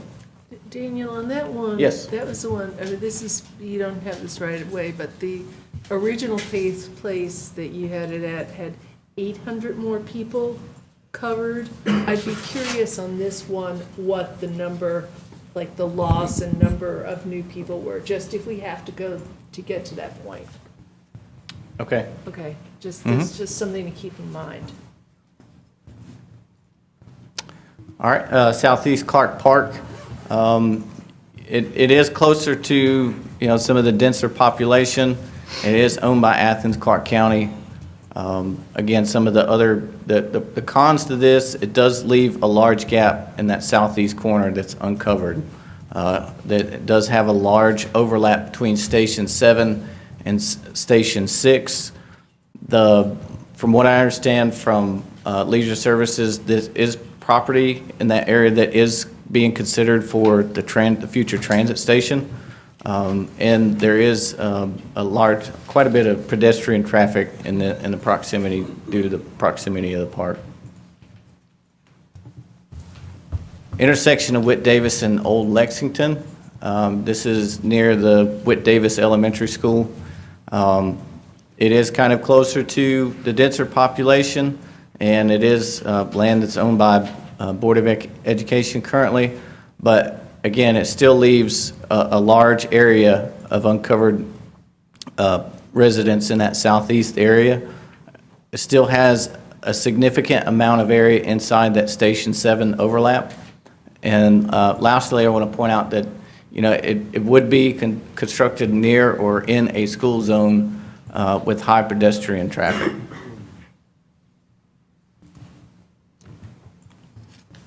So the revised site selection criteria, I did something very similar to what we're familiar with the agendas. I used grayscale and strike through to note some of the changes that are in here. So for the property area, we added some ranges to those property areas. This kind of allows us to do some better grading with that particular criteria. The location accessibility, we remove any negative impact to ERDs acceptable. That was kind of used in conjunction, or it's very similar to no negative impact to ISO rating. So it was kind of a redundancy, so there's no need to have that in there. The next line item supports service of future land use density. Since there's no impact, because of fire station construction in a particular area, it does not impact zoning. There were some concerns about building a fire station in an AR zone and how that would affect the residents' zoning in the AR zone. It has no impact on zoning criteria. Moving on to site ownership, we did add as a must-have, no state or federal-owned property or protected lands in that area. Again, we took out zoning, mainly because adding a fire station does not impact any of the zoning that's currently established there in that community. The site topography, we actually increased some of those criteria a little bit more to give us a little bit broader range of properties that we could look at.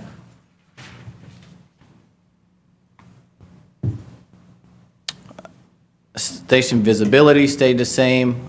For adjacent properties, what we did here was we added some concrete criteria. There were some concerns with the residents about noise and visual impact. So what we did was we established some criteria here that would say for the must-have, the station would be located 300 feet from the adjacent resident's home. That's not from the edge of the street to the home. That is from fire station itself to the actual resident. By adding some of those distances, the idea behind that is to try to provide some distances between the two facilities to reduce some of the noise and visual issues there. Economic impacts, one of the things we added to that is not to remove a residence from a current conservative use valuation assessment, or a CUVA. There were some properties in this, when we did our original search, there were some properties in this area that were kind of on that 10-acre borderline, or 10-acre plot. And if we had actually taken some of that property away, or if we had purchased some of that property for the fire station, it would have taken them out of the CUVA, which would have left them with a tax penalty, and they wouldn't further receive those tax breaks from that conservative use. Another thing we added to community environment is maintain natural barriers.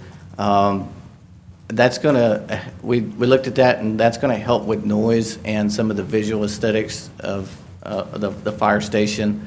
And also, environmentally trying to keep up some of that existing growth. Some of the items we had taken away: enhances future development. This was used in conjunction with, to identify other departments that would have projects that could also be incorporated into this, and there weren't any identified at the time. So we did remove that from the criteria itself. Air quality and noise, what we did there, we removed that because we thought that it was kind of addressed in the adjacent properties and keeping that distance between the resident and the fire station. And also, as far as air quality, generally that's mitigated through design itself. And then lastly, the future development, The joint development, that was, we were looking at other ACC SPLOST projects that could potentially work in conjunction with this particular project. There were none established or found, so we decided to take that off the criteria as well. And then proximity to bus stop, we removed that because currently we're not aware of any future transit expansion in that area.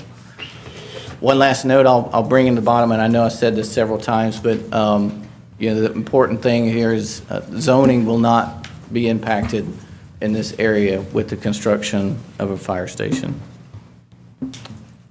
So I'll turn it back over to Nate real quick. Well, again, just a reminder that that this proposal is coming from the user group, who consists of, industry experts, comes from the fire department, comes from the site selection committee, to you all, to make the decision that could be best for the impact of the county moving forward as far as the location of Fire Station 5. And again, we do thank you for your consideration, but we also want to remind you as well that we're trying to adhere to a standard level of care for our community. We use those NFPA standards. We use the criteria of the ISO to guide us in our efforts of providing fire protection as well as EMS services to the community. So these standards are there for a reason. Those standards are, again, done scientifically with a lot of research, a lot of deliberation by industry experts, and we are trying to basically follow them to the best of our abilities, because in some cases, that's just giving us the bare minimums. So we're wanting, of course, to exceed that, but we at least want to meet the bare minimums and not lose any of our progress that we've captured so far. So again, thank you for your consideration of this, and I'll turn the rest back over to Daniel.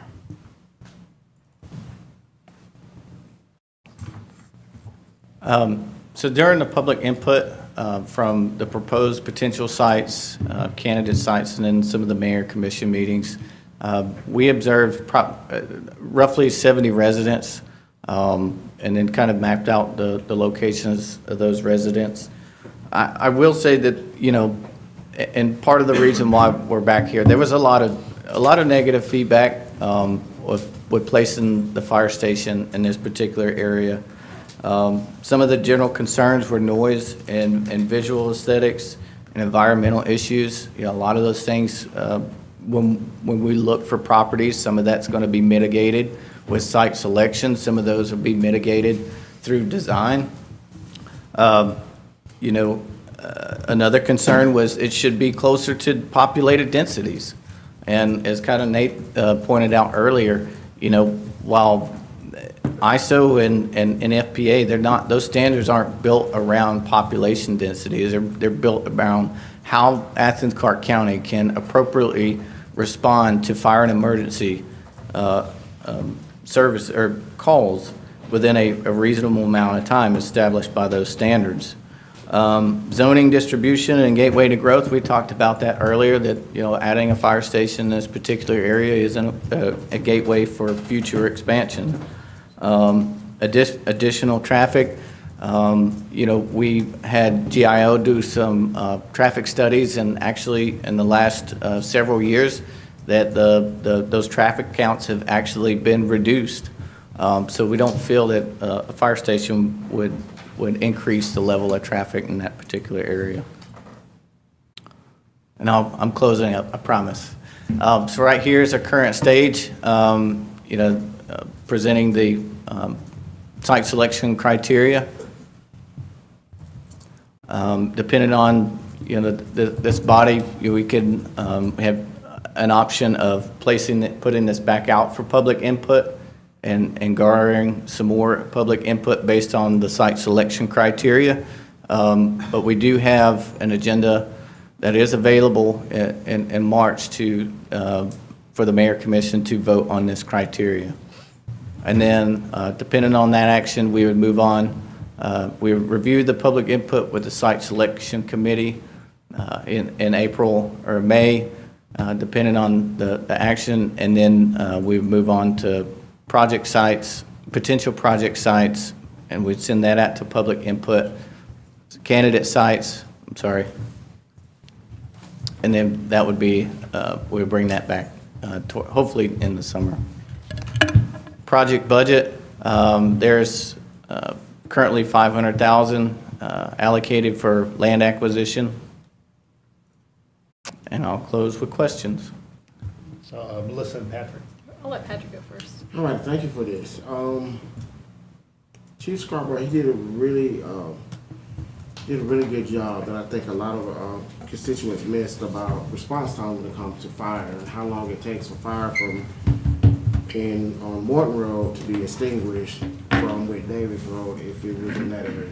Can you go? That's what I was trying to get you to explain. Can you go over that, like? Okay, can you repeat that? So how long would it take for travel times? From fire station number 5, how long would it take to get to Morton Road versus if one of these proposed sites, how long would it take? The difference. Okay, so basically right now, if I had to estimate what it would take, do you have that already, Morton, from current Station 5? Current Station 5, to Morton Road? To Morton Road, yeah. Blue Heron is right off. Blue Heron, so yeah, we're looking right now at about 8 minutes. So what I'm trying to get at, so at the current, if I can remember this conversation, so the current station number 5, if there was a fire at Blue Heron, it'll take about 7 to 8 minutes from fire station number 5 to get to that spot. Yes, sir. Where you're recommending a fire station, it'll take about 1 minute, 2 minutes. It could take 4 minutes or less. And 4 minutes or less. What we're how a fire burns, can you explain that? Sure. So with our travel time, I guess I failed to mention this. It was on the slides, but I failed to bring it up. But the actual travel time for a fire, including the dispatch, receiving and dispatching, is 5 minutes and 20 seconds. So that would put us under what would be the target mark, so to speak. But if a fire in its incipient phase, just little small flames, within a couple minutes, if it catches from, say, a waste paper basket to a couch, immediately, based on what type of material is burning or what kind of ventilation it has, a lot of factors. But it's current construction, current furniture types and stuff. You're looking at about 3 minutes in which you could have a fire grow in about 16 times its starting size. So you imagine 16 times in any kind of confined space is going to be pretty drastic. We have what we call in the business room and contents fires. Usually that's what we find when we're responding to things in our first response district. We're able to save a fire from spreading to the entire house by mitigating it in maybe a bedroom or 2 bedrooms. That's what we would be looking at, the difference there between current Fire Station 5 and that address. You would be looking at possibly going from a room and contents fire to a complete loss. There we go. So Yes, that's sir. why I'm trying to get you. Okay, so the public All right. can hear that. Yes, sir. That, I think, a lot of my constituents lost that. Sure, Because it sure. was the 4th iteration of speaking about it, that Yeah. it came up, and by that time, that train had already sailed. Sure. Last one thing, Okay, yes, the public input. That was very important for the selection criteria. And on slide 27, you go to that, never mind. Okay, slide 27. So I understand the geographic area of the 2 red oval circles. There's potential right on Morton Road where that bend is going south towards Belmont Road of a potential site that will cover more residents, that will cover more neighborhoods. Because on 78 towards Winterville, it's like 80-60% farms and a cemetery. It's not that well dense. You got a landfill, you got farms, you got utility, but could it potentially, that dot from Morton Road and Old Lexington, get moved south just a little bit?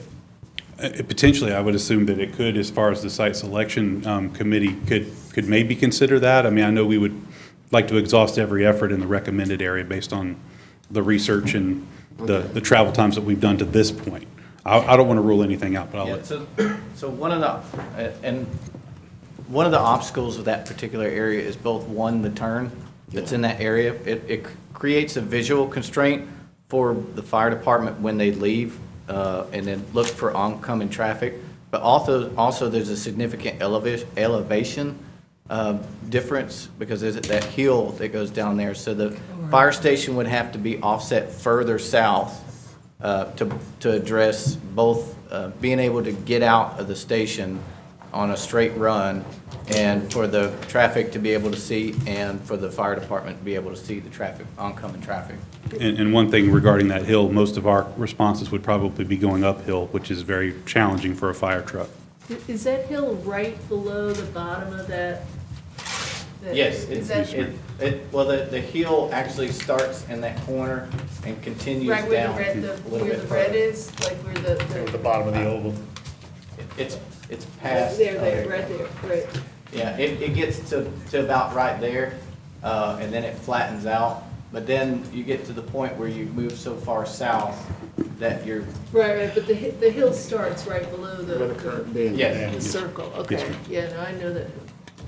And it is a pretty drastic hill, and again, going down is one thing in a fire truck, but going up it, it's a steep incline. That would be very challenging, even for our most powerful trucks. Is that everything, Patrick? Yep, that's everything. Melissa? Yeah, I was intrigued by the site that's Highway 78 and Morton Road. And you talked about how it was infeasible to construct it at the landfill or near the landfill because of buffers. But the landfill is like a mile down the road from that intersection. And it seems like there's undeveloped land in the direct proximity of that intersection.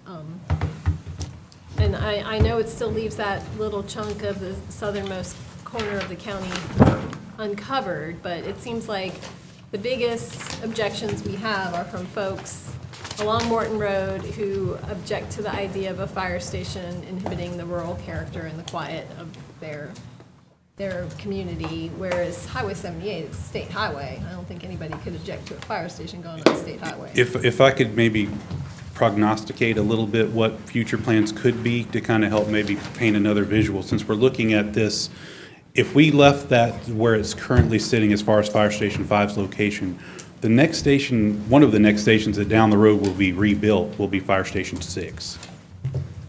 And as you can imagine, we would ideally probably want to move it out towards Winterville, to move it out to kind of cover some of that area of Robert Hardiman where it goes into Morton Road.